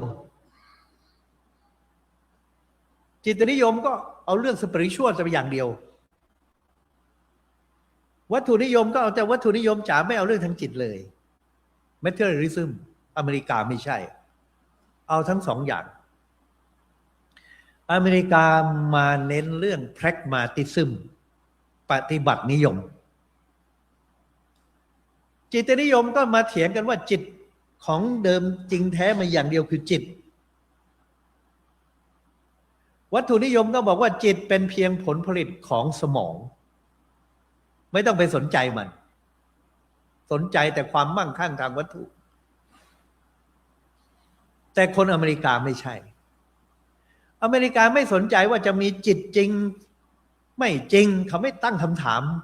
ในทางอภิปรัชญา epistemology ความจริงที่ปรมัตถ์เขาไม่พูดถ้าไม่ต้องไปเสียเวลาพิสูจน์คนอเมริกาต้องการอะไรที่ใช้การได้ปฏิบัติได้แก้ปัญหาได้ดับทุกข์ได้เขาเอาหมดโดยไม่สนใจว่ามันจะมาจากปรัชญาจิตนิยมวัตถุนิยมหรืออะไรทั้งนั้นทำให้ประเทศเขาเจริญก้าวหน้ารุ่งเรืองได้มีความสุขได้เขารับเขาเรียก pragmatism ปฏิบัตินิยมโดยท่านวันปุล่าลาหุระได้เขียนไว้ในหนังสือว่าพระพุทธศาสนาเป็นปฏิบัตินิยมคือบอกคนอเมริกันว่าเราก็เป็นปฏิบัตินิยมนะในตอนต้นๆของหนังสือเนี่ยเขาเขียนว่าไงเขาเขียนบอกว่าคนคนหนึ่งมาบวชในพุทธศาสนาชื่อมาลุงกยบุตรบวชเป็นพระอยากรู้ว่าตายแล้วไปไหนชาติหน้าเป็นยังไงพุทธเจ้าดับแล้วยังเหลืออยู่ไหมอะไรไหมเนี่ยบวชมาแล้วไม่เห็นพุทธเจ้าตอบคำถามนี้เลยมาลุงกยบุตรก็ไปบอกพุทธเจ้าว่าช่วยตอบหน่อยปัญหาที่พระองค์ไม่ยอมตอบ10 ข้อคืออัพยากตะปัญหาช่วยตอบหน่อยร่างกายกับจิตวิญญาณมันเป็นอันเดียวกันหรือมันคนละอย่าง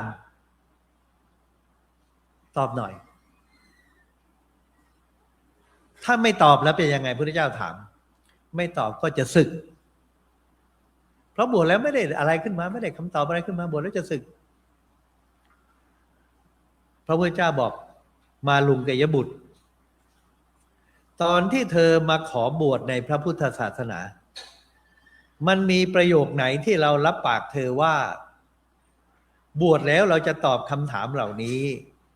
ถ้าไม่บวชจะศึกมีโซเชียลคอนแทรคมีสัญญาประชาคมกันไหม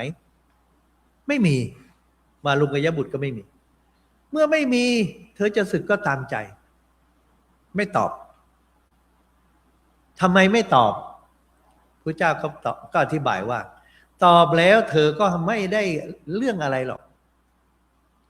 มันจะยุ่งยากเปล่าๆร่างกายจิตเจตสิกรูปกับจิตเจตสิกอันเดียวกันหรือคนละอย่างหรือมันเกิดจากกันและกันในถ้าพูดแบบพี่ทำอ่ะพระพุทธเจ้าบอกตรัสว่าต่อให้ตอบแล้วมันก็ช่วยอะไรเธอไม่ได้เหมือนอะไรพระเจ้าตรัสต่อเหมือนชายคนหนึ่งโดนลูกศรยิงมาโดนตัวเขาคนจะหามไปโรงพยาบาลเพื่อรักษาเขาไม่ยอมเขาบอกว่าไปดูก่อนว่าใครยิงมันอยู่ในวรรณะอะไรกษัตริย์พราหมณ์แพทย์สูตรยิงมาจากทางทิศไหนลูกศรทำด้วยไม้อะไรใช้ยาพิษประเภทไหนมาลุงกยบุตรเธอเข้าใจเรื่องนี้อย่างไรกว่าจะหาคำตอบได้เขาตายเสียก่อนใช่หรือไม่ใช่ที่ถูกคือต้องไปรักษาก่อนไปโรงพยาบาลก่อนแก้พิษก่อนข้อนี้ฉันใดการที่เธอมัวแต่ไปหาคำตอบเหล่านั้นทั้งที่ความทุกข์มันเผาลนอยู่เนี่ยกว่าจะได้คำตอบเธอก็สิ้นไปกับความทุกข์ตายไปซะก่อนไม่ได้ช่วยให้เธอพ้นทุกข์เลยเพราะฉะนั้นหน้าที่ของเธอก็เหมือนกับคนที่โดนลูกศรอาบยาพิษยิงมารักษาแผลมันหายไม่ต้องไปดูประวัติผู้ยิงมาจากไหนนะเมื่อตอนนี้มันมีความทุกข์พอพระเจ้าตอนนี้มาลุงกยบุตรก็บวชต่อปฏิบัติดับทุกข์ที่นี่เดี๋ยวนี้นี่คือปฏิบัตินิยมหนังสือเล่มนี้เอาไปสอนในมหาจุฬาและได้เป็นประธานในการแปลเป็นภาษาอังกฤษเพื่อให้พระธรรมทูตได้รู้ว่ามันเข้ากับปรัชญาของอเมริกาอย่างไรปฏิบัตินิยมและเพราะปฏิบัตินิยมนี้มันเกิด innovation ต่อเนื่องแค่ประดิษฐ์อะไรขึ้นใจแต่ถ้าเอามาประยุกต์ได้เป็นแผ่นไอโฟนสตีฟจ็อบส์ทำหมดใครจะทำโทรศัพท์แบล็คเบอร์รี่ทำอะไรที่ไหนไม่รู้ฉันทำไอโฟนและมันเป็นประโยชน์นี่คือสังคมปฏิบัตินิยมสังคมนวัตกรรมคำสอนจะมาจากศาสนาพุทธเซนเกาหลีญี่ปุ่นเถรวาทอะไรไม่รู้แหละอเมริกันเอามาใช้ปฏิบัติได้แก้ทุกข์ได้เขาทำหมดเขาไม่มาเถียงกันว่าสายไทยสายไหนถ้าท่านสอนให้เขาดับทุกข์ได้สอนกรรมฐานเขาได้เขารับทั้งนั้นเพราะอะไรท่านรู้ไหมว่าอเมริกันเนี่ยนับถือศาสนาอะไรความที่เขาเป็นปฏิบัตินิยมเนี่ยเขาไม่ได้บอกว่าเขาจะต้องเป็นคริสต์เป็นพุทธเป็นอิสลามลองเข้าไปดูตัวเลขวันนี้ใน Religious Landscape Study ปี 2026 คนอเมริกัน341ล้านคน341ล้านคนเนี่ยมีพลเมืองเป็นอันดับ3ของโลก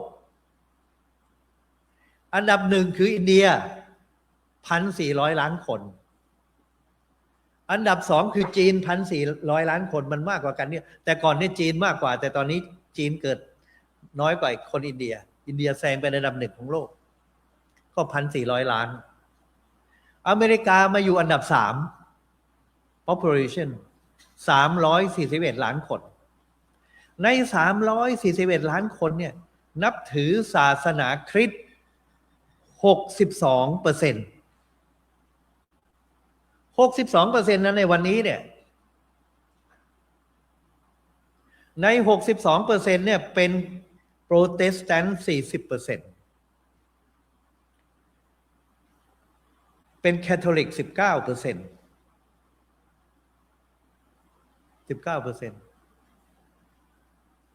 แล้วก็อื่นๆมอร์มอนบ้างอะไรบ้างที่เหลือ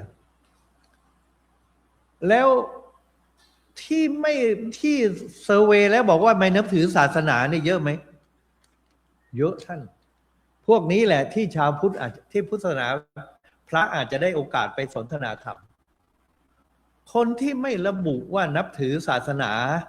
หรือเขาบอกว่า nothing in particular ไม่ระบุว่าศาสนาอะไรเนี่ยและไม่เชื่อพระเจ้าเนี่ย 29%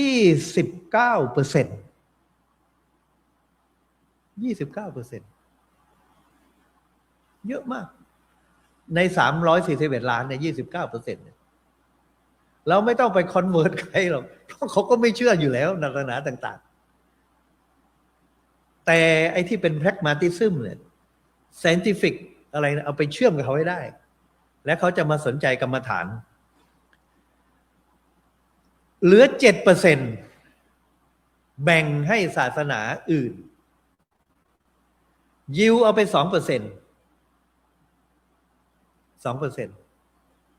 พุทธขึ้นมาจากเมื่อ10 ปีที่แล้ว 0.7 มาเป็น 1% แล้วจากพลเมืองของอเมริกาแบ่งกันระหว่างฮินดู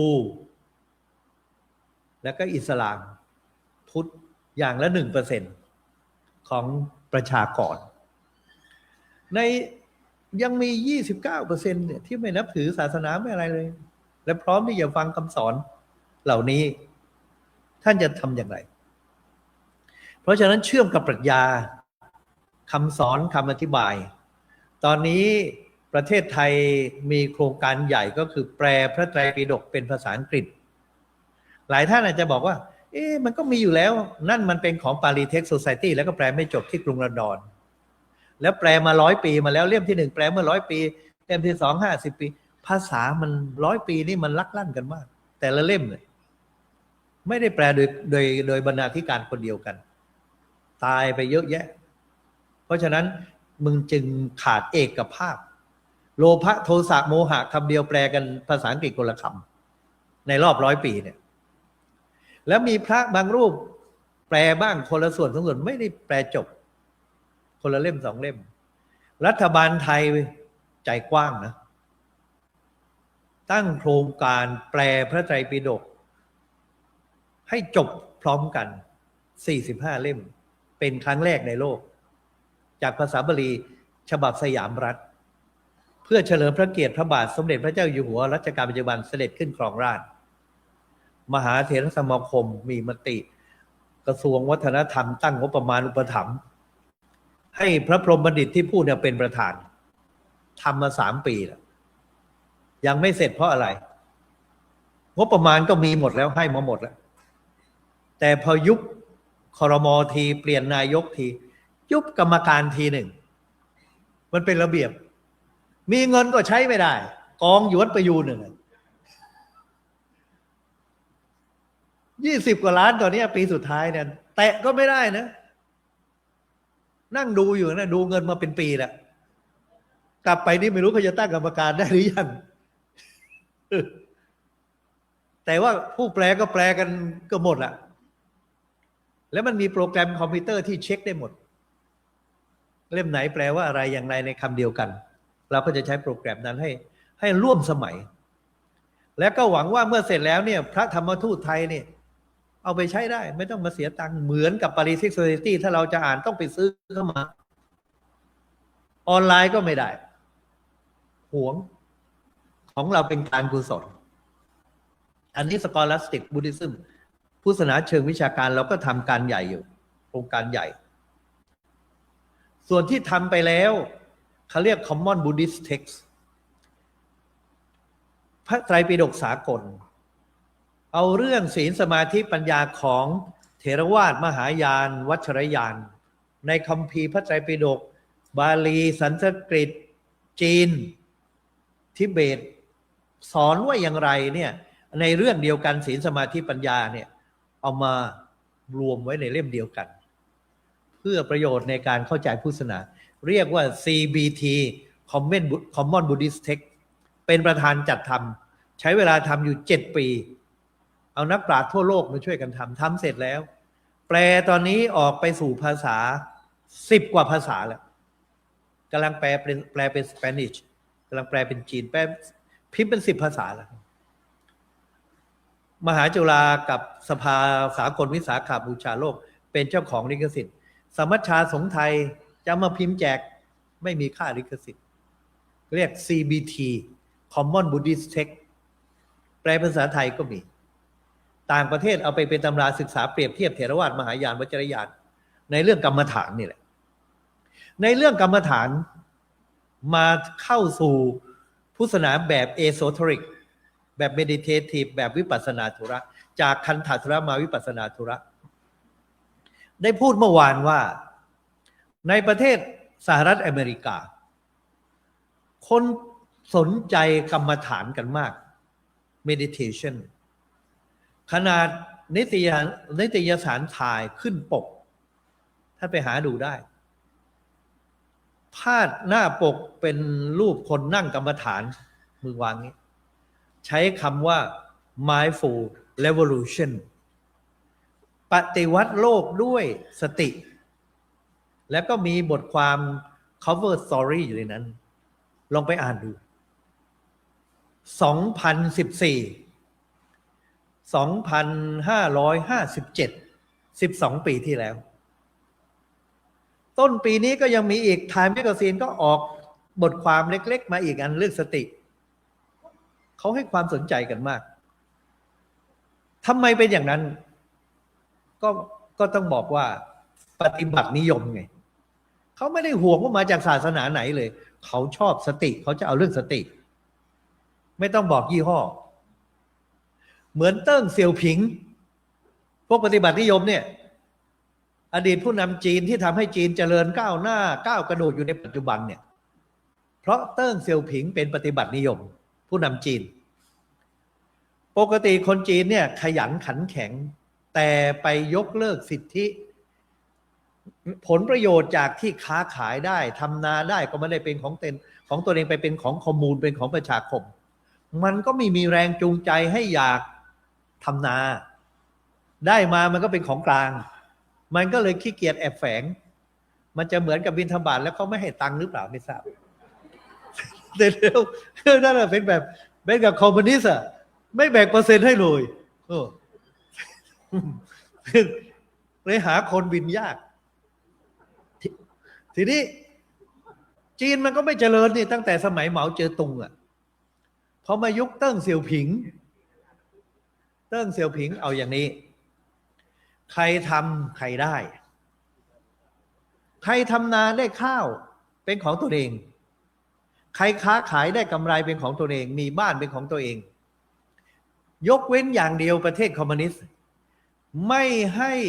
ที่ดินเป็นสิทธิส่วนบุคคลที่ดินทั้งประเทศจีนเป็นของรัฐบาลเพราะฉะนั้นตอนนี้รัฐบาลจะตัดถนนไปที่ไหนเวรคืนที่ไหนไม่ต้องเสียตังค์ถนนประเทศจีนมันถึงได้กว้างใหญ่ไพศาลสังคมนิยมเขาเก็บไว้เรื่องเดียวก็คือที่ดินไม่ให้เป็นของเอกชน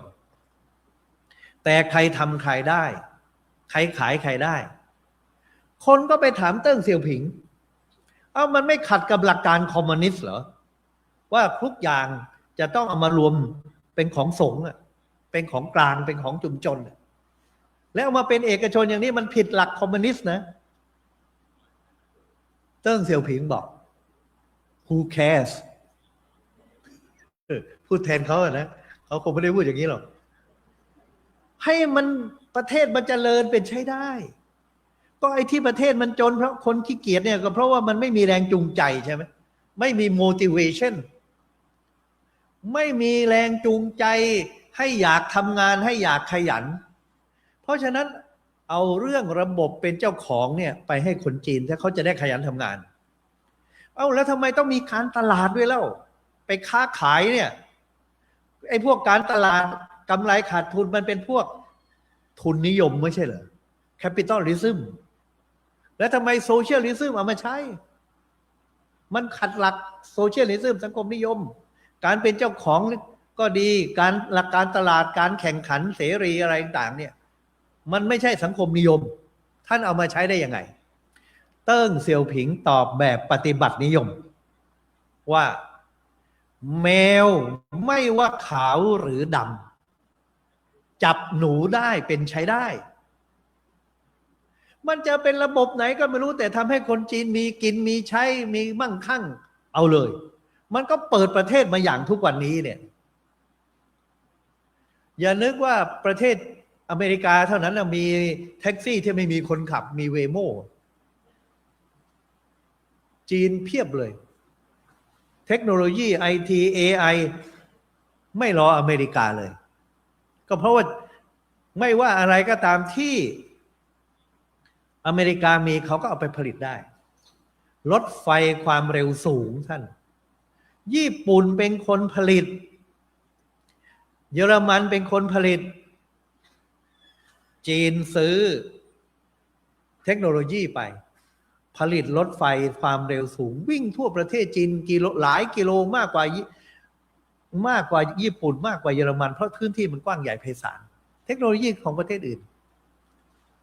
และพระพุทธศาสนาในวันที่ผู้แทนรัฐบาลกลางมากล่าวเปิดจีนเขาก็ทำแบบเดียวกันกับพระพุทธศาสนาท่านเขาพูดชัดเลยเทคโนโลยีต่อให้เป็นของญี่ปุ่นเป็นของฝรั่งจีนเอามาขายต่อส่งต่อทั่วโลกรถไฟความเร็วสูงก็ไปถึงไทยพระพุทธศาสนาแม้จะมีแหล่งกำเนิดในมีแหล่งกำเนิดในอินเดียแต่พอพุทธศาสนาเข้ามาในจีนผสมกับเต๋าเป็นเซนส่งไปญี่ปุ่นส่งไปเกาหลีส่งไปทั่วโลกพระพุทธศาสนาที่เข้ามาในอเมริกาเนี่ยเป็นที่ยอมรับอันดับแรกคือเซนชื่อเป็นญี่ปุ่นแต่ต้นกำเนิดมาจากจีนส่งออกไปทั่วหมดรัฐมนตรีเขาคุยวันนั้นแล้วมันจริงไหมล่ะจีนเขาไม่ได้สนเลยว่าใครจะประดิษฐ์มาจากไหนอย่างไรแต่ฉันเอามาใช้ประโยชน์เป็นแพรกมาติซึมเช่นเดียวกับประเทศอเมริกันทำแบบเดียวกับเทคโนโลยีทั้งหลาย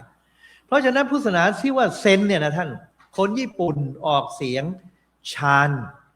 ชอกระเชอเนี่ยไม่ชัดชานเป็นนิกายหนึ่งในจีนตักหมอหรือท่านโพธิธรรมเส้าลิ้นเป็นต้นกำเนิดของเซนญี่ปุ่นไปเอามาแล้วออกเสียงฌานนิกายฌานเป็นเซนคือใช้สมาธิกับทุกเหตุการณ์และนิกายจากและการใช้สมาธิแบบเซนนี่แหละที่ป๊อปปูล่าในอเมริกาหนังสือของดี.ซูซูกิเข้ามาก่อน 2,500 ช่วง 2,500 มันโด่งดังมากและพุทธศาสนานิกายวัชรยานของทิเบตก็เข้ามาพร้อมกับพุทธศาสนาเข้ามาที่วัดไทย LA หลัง 2,500 เนี่ยทิเบตลามะทั้งหลายแตกกระสานสร้างเซนเข้ามาในยุโรปอเมริกาท่านบ้างสอนวัชรยานอิสลามพุทธิซึมประสบความสำเร็จมีคนในการก็บุกเจ้าสำนักเคยไปเยี่ยมนะเป็นสตรีแล้วแปลตำราของทิเบตเป็นภาษาอังกฤษมากมายเพราะฉะนั้นพุทธศาสนาแบบ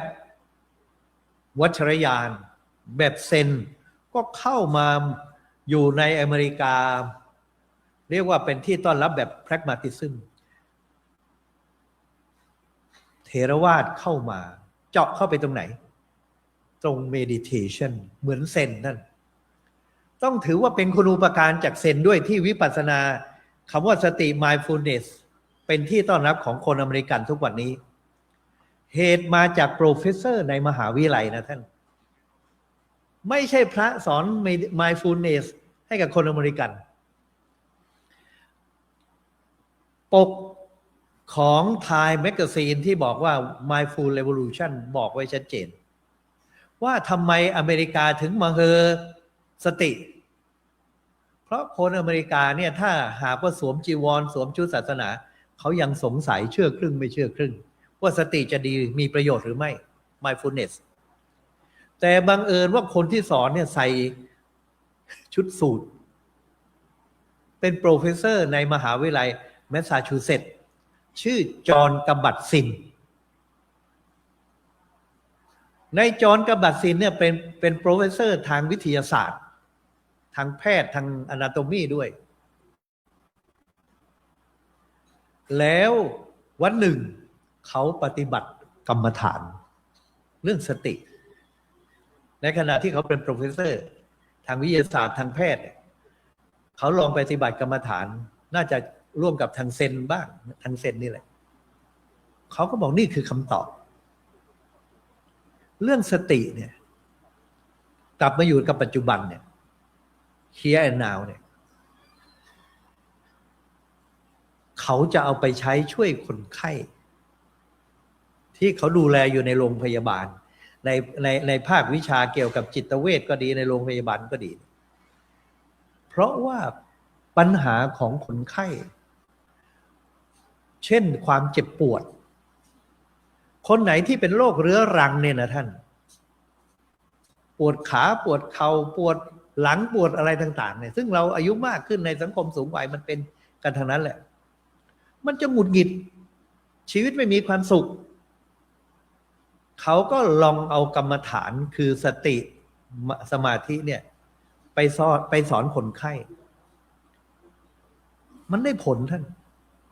คำว่าได้ผลคืออะไรมันอาจจะไม่ได้ลดความปวดมันไม่ได้หายเขายังปวดอยู่แต่คุณภาพชีวิตดีขึ้นคำว่าคุณภาพชีวิตดีขึ้นเนี่ยคือคีย์เวิร์ดเพราะถ้าเราป่วยแล้วเราก็หมกมุ่นโอ้ฉันจะป่วยตายวันตายพรุ่งไม่อยากทำอะไรต่างๆมันไม่หายชีวิตมันไม่มีค่าอะไรเลยนะปวดก็ปวดแล้วมันก็ซ้ำกับไอ้คิดย้ำกับความปวดตัวเองในทางพุทธศาสนาบอกว่าเหมือนกับเราถูกยิงด้วยลูกศร2 ดอกป่วยทางกายเป็นดอกที่1แล้วเรายังไปหมกมุ่นกับไอ้จุดที่ปวดเนี่ยเป็นลูกศรดอกที่2ว่าทำไมต้องเป็นเราทำไมเราต้องปวดย้ำคิดย้ำทำอยู่นั่นชีวิตมันก็ไม่มีความสุขสิไม่ไปคิดเรื่องอื่นที่สร้างสรรค์เลยแต่สติทำให้คนไข้ถอนมาอยู่กับปัจจุบันไม่ไปหมกมุ่นกับจุดที่มันปวดแม้ความปวดมันจะมีอยู่เหมือนเดิมแต่เขายังสนใจเรื่องอื่นเขายังอยากมีชีวิตอยู่ค่าของชีวิตมันก็เกิดขึ้นจากจุดนี้เขาก็ลองเอาไปสอนในภาควิชาจิตบำบัดอะไรต่างๆใหม่ๆสอนฟรีท่านตอนหลังในภาควิชานั้นเอาไปเป็นวิชาสำคัญเป็นวิชาเอกเปิดสอนเป็นกิจลักษณะเก็บเงินในที่สุดเขาก็เอาไปเปิดเป็นคอร์สเก็บตังค์คนเวลารีทรีตชื่อหลักสูตรว่า MBSR Mindfulness Based Stress Reduction การลดความเครียดโดยอาศัยสติได้ผลในที่สุดทั่วประเทศใช้หมดโรงเรียนก็เอาไปใช้เป็น Mindful School เด็กก็ไม่เครียดอะไรต่างๆ Time Magazine ไปลองส่งคนไปปฏิบัติดูมันได้ผลขึ้นปกเลยท่านเท่านั้นยังไม่พอทางทิเบตดาไลลามะเวลาเสด็จเข้ามาเนี่ยมาเทศมาสอนเนี่ยก็ร่วมมือกับนักวิทยาศาสตร์ชื่อเดวิสันใช้ MRI เครื่องมือแท็บสมองเนี่ยลองมาแท็บไปที่สมองให้กับพระที่นั่งกรรมฐานเป็น100 ชั่วโมงเป็น10,000 ชั่วโมงเถอะว่าจิตเป็นยังไงปรากฏว่าคลื่นสมองมันสงบมากไม่คิดไม่เครียดเลยมันพิสูจน์ได้ว่ากรรมฐานนั้นมีผลต่อระบบความคิดคนมีความสุข และสิ่งที่เดวิสันค้นพบก็คือ มันเป็นวิทยาศาสตร์อย่างไร เขามีทีมนักวิจัยได้เงินวิจัย มีเปเปอร์ออกมาเป็นป่านนี้น่าจะเป็นพันเรื่อง เกี่ยวกับเรื่องนี้ คนอเมริกานี่พอมีงานวิจัยรองรับเท่านั้นแห่กันมาสนใจเรื่องสติ สิ่งที่เขาสนใจเรื่องสติคือในทางวิทยาศาสตร์คือว่า สมองเนี่ยจากการค้นพบของเดวิสันในการแท็บในการดูเนี่ยมันไม่ได้หยุดโตนะส่วนมากคนเข้าใจว่าสมองมันหยุดโตตอนอายุ25หรือ30จริงกะโหลกมันไม่ขยายแต่เนื้อในตัวคอนเทนต์ตัวเนื้อเยื่อเนี่ยมันปรับปรุงเปลี่ยนแปลงตลอดคล้ายๆกับมันขยายได้อยู่ภายในกะโหลกของเราเขาเรียกว่า neuroplasticity ระบบประสาทมันเหมือนพลาสติกมันยืดได้อยู่ข้างในเนี่ยพอท่านเรียนรู้อะไรเพิ่มเติมเข้ามานะสมองมันจะสร้างเน็ตเวิร์กเครือข่ายเป็นโนดเป็นสายใยประจุไฟฟ้าเพื่อเก็บข้อมูลเรื่องใหม่เอาไว้ไอ้ข้อมูลไหนที่เราไม่ได้ใช้มันลืมมันก็ไม่ได้ใช้มันก็เอามาใช้กับเรื่องใหม่เพราะฉะนั้นสมองเนี่ย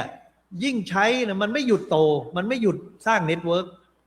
ท่านลงเรียนเรื่องภาษาใหม่ดนตรีใหม่อะไรใหม่วิชาใหม่แม้จะเกษียณไปแล้วก็ตามเข้าวัดฟังเทศน์ฟังธรรมอะไรต่างสมองมันมีแต่ขยับขยายพื้นที่มันเป็นพลาสติกเหมือนพลาสติกเกิดทฤษฎี neuroplasticity ไม่ใช่เฉพาะในอเมริกานะในอังกฤษเขาก็ทดสอบดูให้คนขับแท็กซี่ในลอนดอนขับแท็กซี่ดูสมองตั้งแต่เริ่มขับจน10 ปีเนี่ยเกิดอะไรขึ้นเทียบกับคนขับรถบัสรถเมล์ประจำทางในไปทางกดเกิดอะไรมามันไม่ใช่10 ปีนะครับเรียกเน็ตเวิร์กในสมองเท่าเดิมแต่คนขับแท็กซี่ไม่ใช่เขาต้องจดต้องจำต้องคิดต้องอะไรต่างในที่สุดก็จะเห็นถึงความขยายพื้นที่ในสมองจากกลุ่มคน2 กลุ่มนี้แหละก็คือกลุ่มที่เห็นว่าประสาทเป็น neuroplasticity มันขยายได้บวกกับสติเนี่ยมันลดความเครียดทำให้มีความสุขอยู่กับปัจจุบันเนี่ยแก้ทุกข์อะไรต่างๆได้ในอเมริกาก็หันมาสนใจมาบูมเรื่องสติสมัยก่อนไปไหนเนี่ยคนก็มองแปลกๆเดี๋ยวนี้อาตมาเดินทางเนี่ยไปไหนเขาจะมาถามว่าอยู่ตรงไหนกรรมฐานที่ไหนจะไปเรียนได้ที่ไหนบางทีอยู่ใน security เช็คยังมาขอให้ blessing อีกให้ศีลให้พรครับนี่คือคุณูปการจากที่ในฝ่ายวิชาการเนี่ยในคันธทุระมีต่อวิปัสสนาธุระและเราก็ไม่ต้องบอกว่ามันมาจากนิกายไหนสายไหนมันเป็นเรื่องกรรมฐานทั้งนั้นเราก็ถือโอกาสเนี่ยบูมแล้วเขาสอนง่ายมากพวกวิชาการเนี่ยไทม์แมกกาซีนออกบทความมา1 บทเมื่อต้นปีนี้จากปี2014มา2026เขาออกมาเรื่อยๆวิธีทำสติไม่ให้เครียดง่ายนิดเดียว2 นาที3 นาที5 นาทีท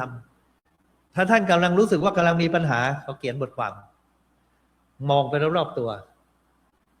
ชื่อ3 สิ่งธงชาติพระบรมฉายาลักษณ์พุทธรูปเทคโนตใส่ใจมันกลับมาสู่ปัจจุบันตอนนั้นเราอาจกำลังโกรธใครเครียดใครก็ตามเนี่ยตื่นตัวขึ้นมาโอ้ตรงนั้นตรงนี้สัก3 อย่างแล้วมารู้สึกถึงบอดี้ถึงกายานุปัสสนาตอนนี้เรานั่งตรงไหนปวดตรงไหนเอาสัก2 จุดในร่างกายเราเท่านี้มันก็ตื่นสู่ปัจจุบันเขาคิดสอนกันเองอย่างนี้ลงท้ายแมกกาซีนท่านเราสามารถถ้าเป็นแพรกมาติซึมคนบริการเอาหมดไม่ต้องบอกว่าเป็นพุทธเป็นอะไรเลยแต่จริงๆเขาก็ยอมรับว่ามาจากมหาสติปัฏฐานสูตรเรานั่งกอดมหาสติปัฏฐานสูตรไว้แปลมันทุกค สอนยากสอนเย็นเหลือเกินทำไมเขาสอนง่ายเป็นวิชาการงานวิจัย อันนี้ก็คือสิ่งที่เราต้องมาคิดแล้วก็ใส่ไว้ในแผนของเราสุดท้ายที่อันนี้เป็นคือ Esoteric Buddhism สุดท้ายก็คือ Engage Buddhism Engage Buddhism นั้นเป็นโอกาสโดยเฉพาะในปี 2542 คศ 1999 สหประชาชาติมีมติให้วันวิสาขบูชาโลกเนี่ยเป็นวันสำคัญสากลของโลกเชิญชวนให้ศาสนิกทุกศาสนามาร่วมงานวิสาขบูชาที่ UN ที่นิวยอร์กหรือที่สำนักไหนก็ได้ทั่วโลกที่กรุงเทพ UNSCAP ก็ได้ในประเทศอเมริกาผู้แทนถาวรของประเทศต่างๆก็จัดวิสาขะกันเวียนกันไปจนกระทั่งในปี 2547 ประเทศไทยได้ผู้แทนถาวรประเทศไทยได้เป็นโอกาสเป็นเจ้าภาพเขาก็ประสานไปที่มหาจุฬาปี 47 ไปประสานไปที่มหาธรรมคมบินมาจากไทยมาร่วมงานที่ UN Headquarter ที่นี่ได้ไหมมหาธรรมคมก็ตอบรับร่วมกับผู้แทนถาวรของนิวยอร์กมหาจุฬาก็ร่วมกับมหาธรรมคมยกคณะมาที่นิวยอร์กเพื่อจัดประชุมวิสาขบูชาโลกร่วมกับผู้แทนถาวรประเทศอื่นๆในปี 2547 ผู้นำคณะในปีนั้นคือพระศาสนโสพลอัมพรพระศาสนโสพลเป็นหัวหน้าคณะมหาจุฬาผู้พูดเป็นอธิการบดีก็รับนิมนต์มาปาฐกถาในงานนี้และคณะมหาจุฬาผู้ที่มาร่วมงานที่สำคัญที่นั่งอยู่แถวหน้าคือพระเจ้าหลานเธอตอนนั้นเป็นพระเจ้าหลานเธอพระองค์เจ้าพัชรกิติยาภาเสด็จมาศึกษากฎหมายอยู่ที่มหาวิทยาลัยคอร์เนลพอทรงทราบว่า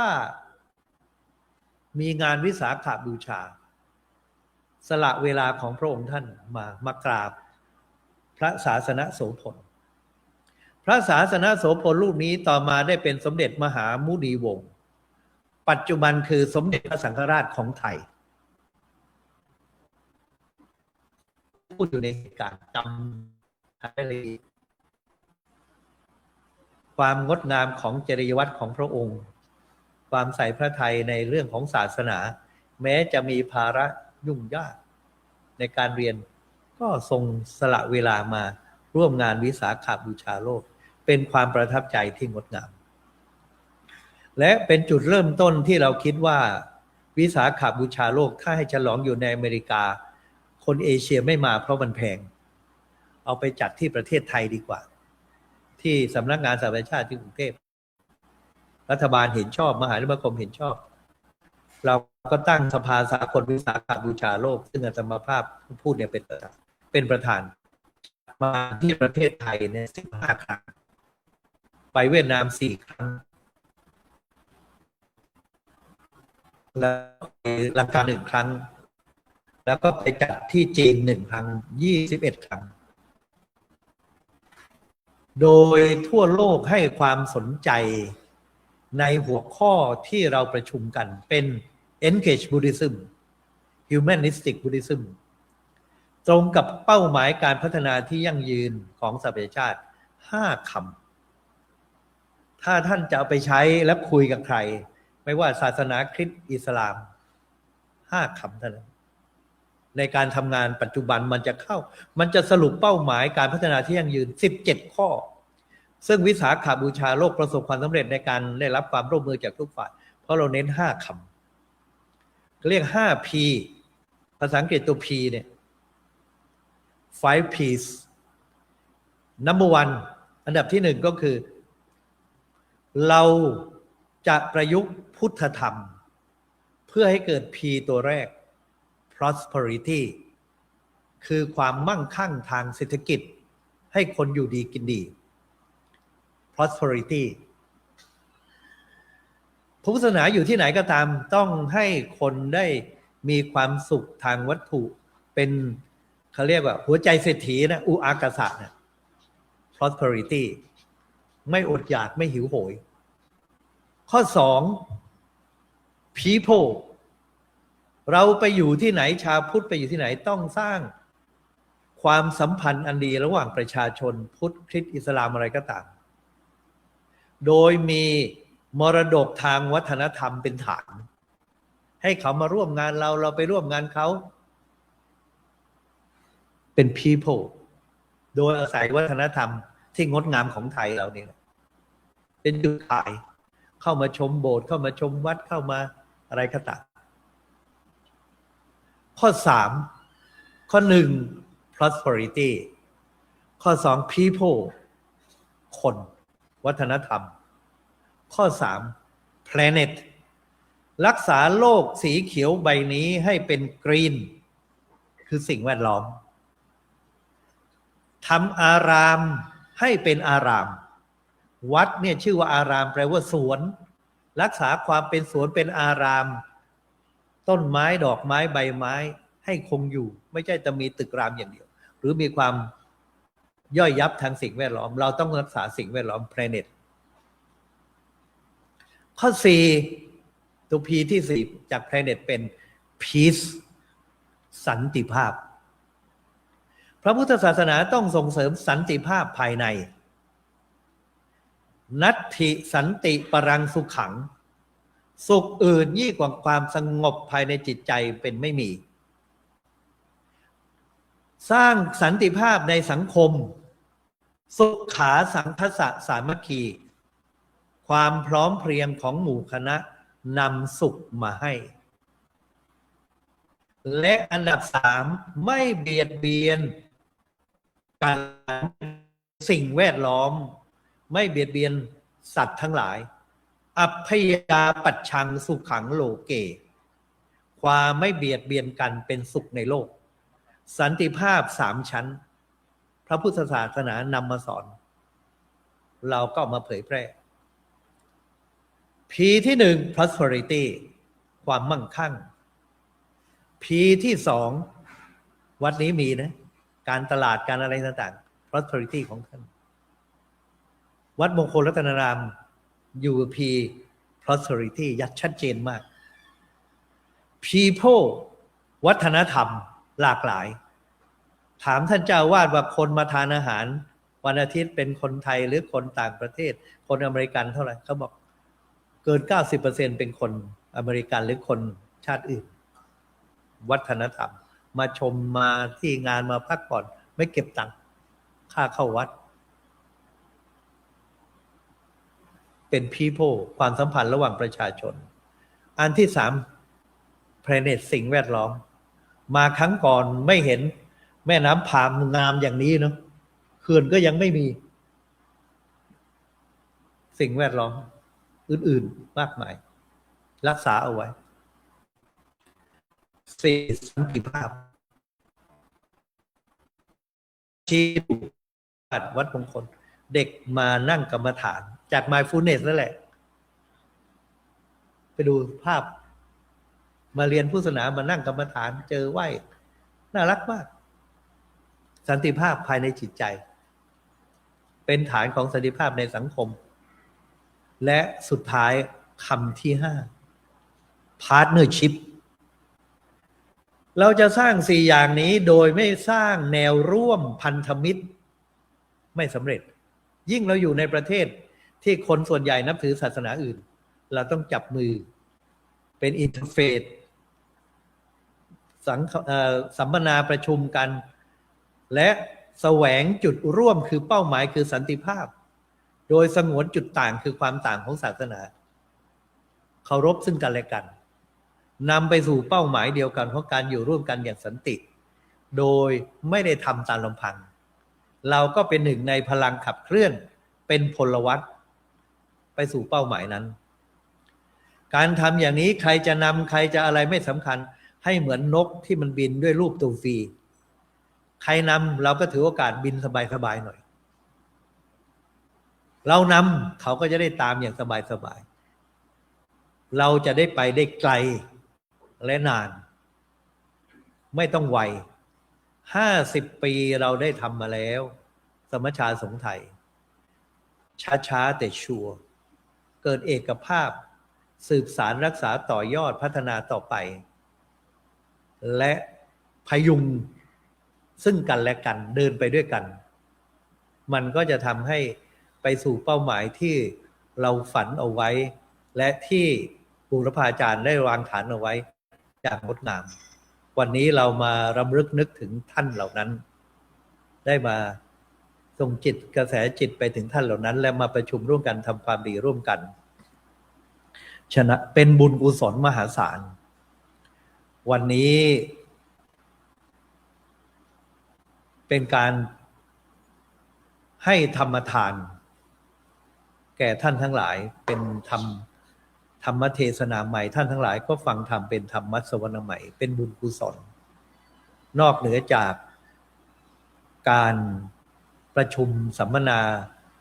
ของสมัชชาสงฆ์ไทยในสหรัฐอเมริกามีการบำเพ็ญมหากุศลเมื่อวานเพื่อบูชาคุณของบุพการีโดยวัดมงคลรัตนารามแทมป้าเป็นบุญกุศลทั้งสิ้นเพราะฉะนั้นในโอกาสสุดท้ายนี้ก็ขอเชิญชวนท่านทั้งหลายได้เจริญจิตภาวนาเพื่อถวายเป็นพระราชกุศลในโอกาสที่เราได้ทำบุญใหญ่ร่วมกันนี้เจริญจิตภาวนาร่วมกันสัก5 นาทีสุดท้ายส่งใจรำลึกนึกถึงพระคุณูปการของสมเด็จพระเจ้าลูกเธอเจ้าฟ้าพัชรกิติยาภานเรนทิราเทพยวดีกรมหลวงราชสารินีสิริพัฒน์มหาวชรราชธิดาในมุมมองของทั้งหลายที่ถึงพระจริยวัตรที่งดงามอย่างเช่นการที่ได้เสด็จไปร่วมงานวิสาขบูชาโลกที่สำนักงานใหญ่สหประชาชาติดังได้กล่าวมาเป็นต้นเมื่อรำลึกนึกถึงคุณความดีโดยจิตอันผ่องใสแล้วขอทุกท่านได้พร้อมใจกันตั้งกัลยาณจิตอธิษฐานให้เป็นหนึ่งเดียวอ้างบุญกุศลที่เกิดจากอามิสทานถวายทานแด่พระสงฆ์ทั่วประเทศสหรัฐอเมริกา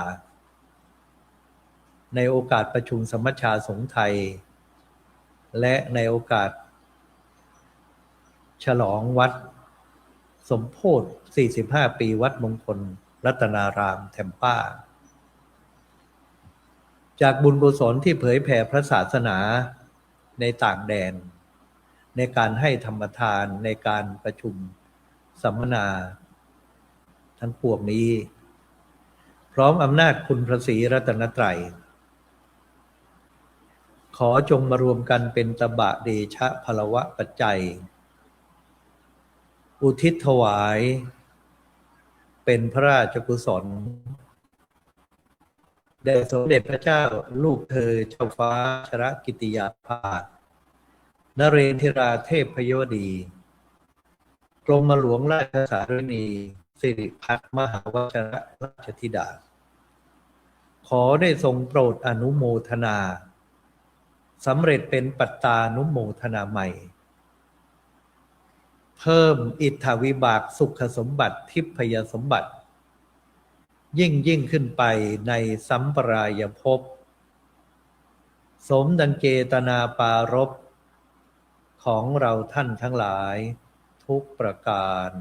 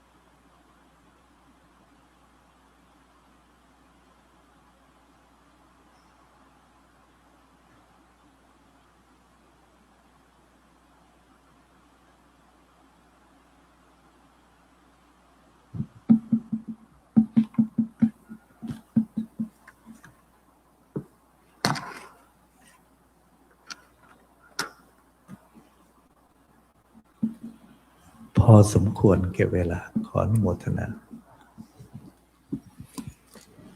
สาธุสาธุ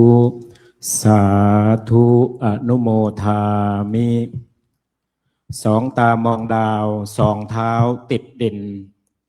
งามระบินแผ่นดินทองส่องแสงหนาสมัชชาสงฆ์ไทยในอเมริกา50 ปีที่พัฒนาสู่สากลทีมเวิร์กดีมีแบ่งงานการรวมกันได้สร้างสรรค์ขยันกิจสำฤทธิ์ผลนกอินทรีที่กล้าแกร่งแบ่งปันชนทั่วทุกหนบนความรักสามัคคีการวางแผนแพลนนิ่งสิ่งสำคัญงานมุ่งมั่นอย่าหวั่นไหวให้โสดถีพระพุทธศาสนาก้าวหน้ามีสติดีวิปัสสนาพาสุดใจตัดอดีตปิดอนาคตกำหนดปัจจุบันกรรมฐานสารสุขสันต์นั้นเลื่อมใสความมั่งคั่งวัฒนธรรมอันอำไพสิ่งแวดล้อมสันติภาพนั้นมั่นยืนนานโรดเรืองรองมองเหลียวหลังทั้งแหลนหน้าวิสัยทัศน์สมัชชาปาไพศาลสงฆ์ไทยในอเมริกาฟ้าเบ่งบานเมตตาธรรมนำสารานทุกการเทินที่จบลงไปแล้วนั้นเป็นการปาฐกถาระดับโลกปาฐกถาพิเศษ50 ปีสมัชชาสงฆ์ไทยในสหรัฐอเมริกาการประชุมสมัชชาสงฆ์ไทยในสหรัฐอเมริกาสมัยสามัญประจำปีครั้งที่48/2569ณวัดมงคลรัตนารามเมืองแทมปารัฐฟลอริดาในความเมตตาของพระเดชพระคุณหลวงพ่อท่านเจ้าคุณศาสตราจารย์ดร.พระพรหมบัณฑิตกรรมการมหาเถรสมาคมเจ้าว่าวาระวิหารจบลงแล้วในนามสมัชชาสงฆ์ไทยในสหรัฐอเมริกาโดยพระเดชพระคุณพระเทพวชิรวิเทศประธานสมัชชาสงฆ์ไทยในสหรัฐอเมริกาและในนามคณะสงฆ์บาศกบาสิกาชาววัดมงคลรัตนารามโดยมีพระเดชพระคุณพระมงคลรัตนวิเทศเจ้าวาดวัดมงคลรัตนารามพร้อมทั้งพระธรรมทูตและสาธุชนผู้ร่วมพิธีต้องขอกราบขอบพระคุณในเมตตาธรรมพระเดชพระคุณในโอกาสนี้ครับในโอกาสนี้จะได้กราบรัตนาพระเดชพระคุณพระมงคล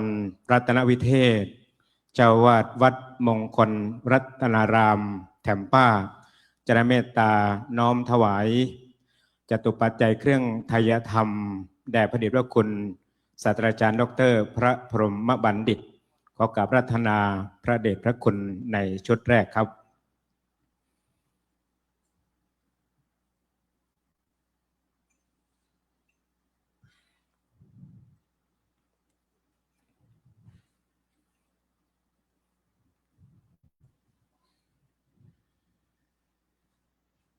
ซึ่งถือว่าเป็นการ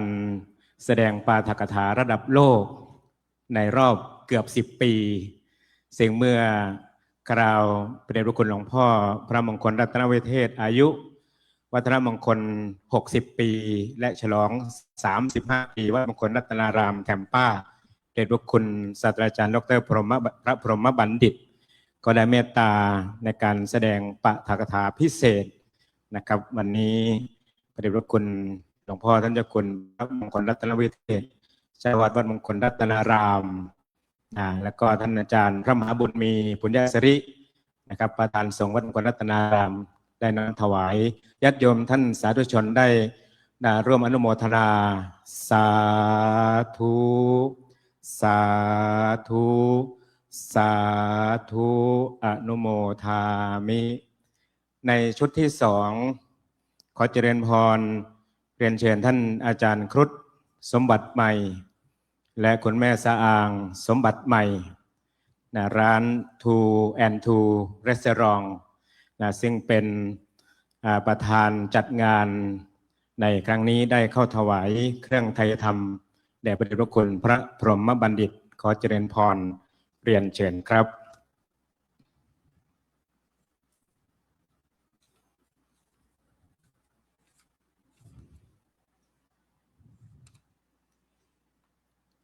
ท่านเจ้าคุณประยุทธ์ประยุทธ์โตร่มโพสีพระราชวรมุนีเมธีสงฆ์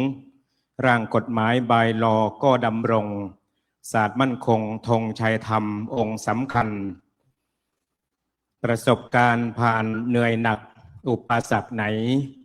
อย่าหวั่นไหวไม่ท้อก่อความฝันหนึ่งสมองสองมือเราฝ่าฟันต้องมุ่งมั่นขยันเพียรเปลี่ยนชีวาโคลัมบัสพัฒนานภากาศพุทธศาสตร์วิราชธรรมนำศึกษาหลวงปู่โสบินโสปาโกบุญโอลาพระกล้าแกร่งส่องแสงจ้าบารมี จากรุ่นพี่ที่ห่วงใยในรุ่นน้องรักประคองสองมือสู้ชูศักดิ์ศรีสมประสงค์องค์กรบวรดีเรืองรุจีที่จรัสสมัชชาสงฆ์ไทยในอเมริกาพาเกรียงไกร128วัดยิ่งใหญ่ในศาสนาอาจารย์ครุฑสมบัติใหม่ธงชัยพาเริ่มตั้งมาน่าชื่นชมสมภาคภูมิต้องขออนุโมทนาท่านอาจารย์ครุฑสมบัติใหม่พร้อมครอบครัวคุณแม่สางสมบัติใหม่ไว้ณโอกาสนี้นะครับในช่วงนี้นะครับจะได้กับรัตนาท่านอาจารย์พระครูรัตนปัญญาวิเทศเลขาธิการสมัชชาสงฆ์ไทยในสหรัฐอเมริกาเจ้าวาดวัดรัตนปัญญานะครับจะได้ดำเนินรายการพิธีการสำคัญต่อไปขอการรัตนาครับ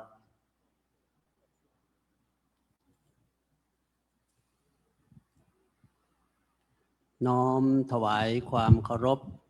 แด่พระเดชพระคุณพระพรหมบัณฑิตเดี๋ยวพระเดชคุณท่านพระเดชคุณพระพรหมบัณฑิตท่านจะได้มอบหนังสือให้กับญาติโยมก่อนนะครับขออภัยพระเดชคุณท่านเลขานะครับเชิญโยมเข้าแถวมาเชิญญาติโยมเลยนะ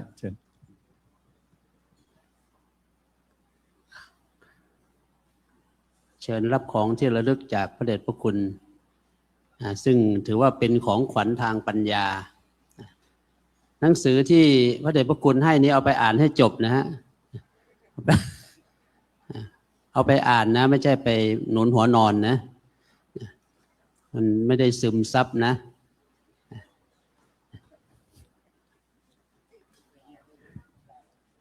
ก่อนอื่นก็ต้องขอกราบขอบพระคุณในเมตตาของท่านพระเดชพระคุณพระพรหมบัณฑิตศาสตราจารย์ด็อกเตอร์กรรมการมหาเถรสมาคมที่ท่านได้เมตตาต่อสมัชชาสงฆ์ไทยในสหรัฐอเมริกากราบขอบพระคุณพระเดชพระคุณพระมงคลรัตนวิเทศเจ้าอาวาสวัดมงคลรัตนารามแทมป้า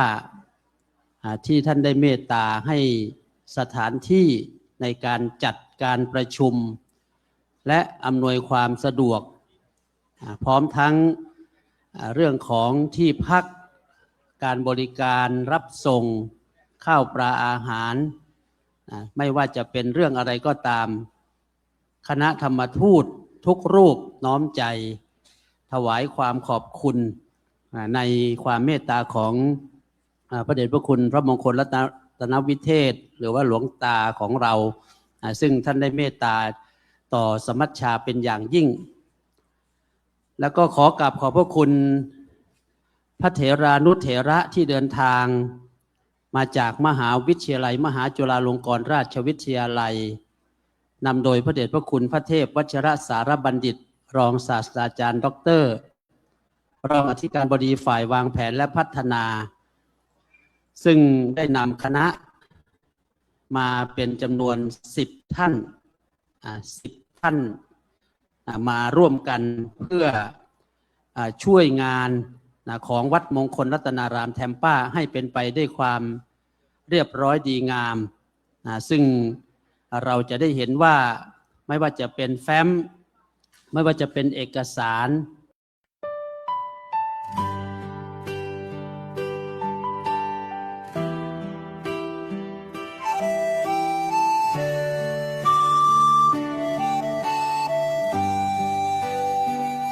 45 ปี ห่งศรัทธาส่องแสงทำรำงามตาแดนไกล วัดมงคลรัตนารามยิ่งใหญ่ เป็นดวงใจของชาวไทยในอเมริกา 45 ปีที่ส่องแสงแห่งศรัทธา เป็นที่พึ่งพาของสาธุชนทั่วลา วัดมงคลรัตนารามงามสง่า ส่วนรวมศรัทธายุทธประชาทุกคน แม่น้ำปาม530 6 งามเด่น เมืองแทมป้าเป็นดังร่มเย็นแห่งกุศล รัฐฟลอริดาเรืองรองห้องกมล พุทธธรรมดลใจผู้คนทั่วแดนไกล เมตตาธรรมหล่อเลี้ยงหัวใจ รวมพลังศรัทธาทาให้ยิ่งใหญ่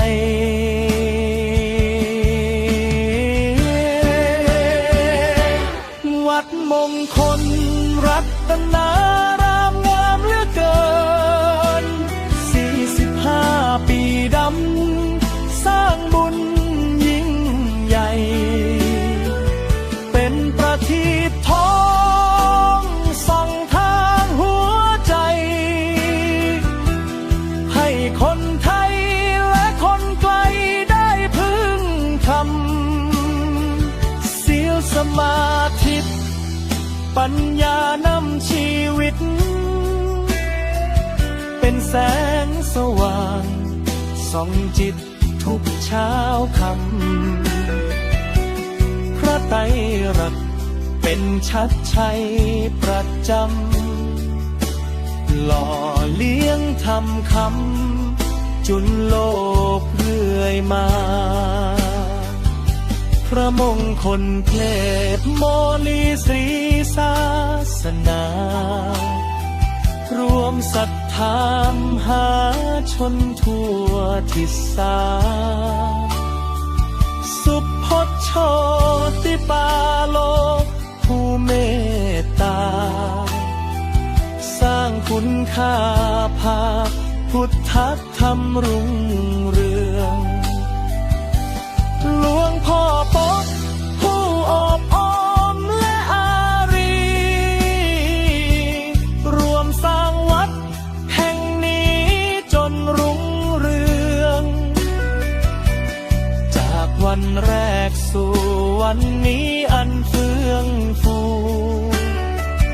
เป็นความภูมิใจของไทยทุกแดนดิน อุโบสถงดงามเด่นเป็นมิ่งขวัญ พระมหามุนี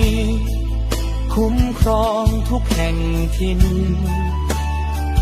พระพุทธมงคลรักเรื่องร้องทานิน เป็นที่พึ่งแห่งชีวิตทั้งไกลไกล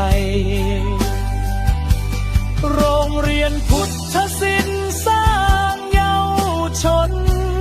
สืบสานผลวัฒนธรรมอันยิ่งใหญ่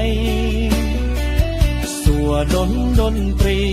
นาฏศิลป์วิไล ลูกต้นกล้าแห่งหัวใจให้เติบโต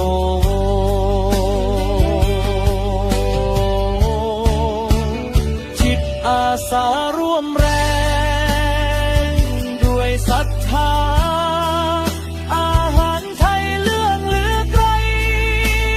ทั่วโลกโต ผู้คนต่างชาติมาสัมผัสไมตรีโอบโยง สุขใจโสมนัสด้วยน้ำใจ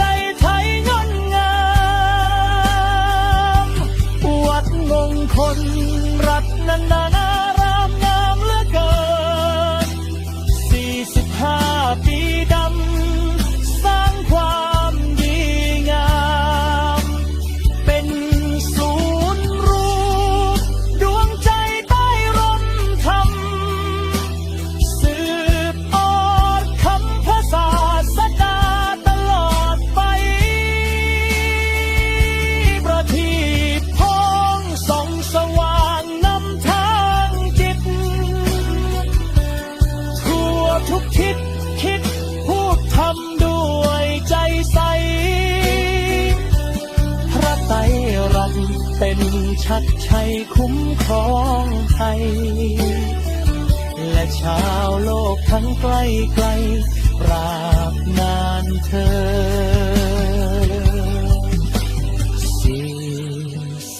45 ปี แห่งศรัทธา วัดมงคลรัตนาราม งามสง่าคู่พระพุทธศาสนา ตราบนานเธอ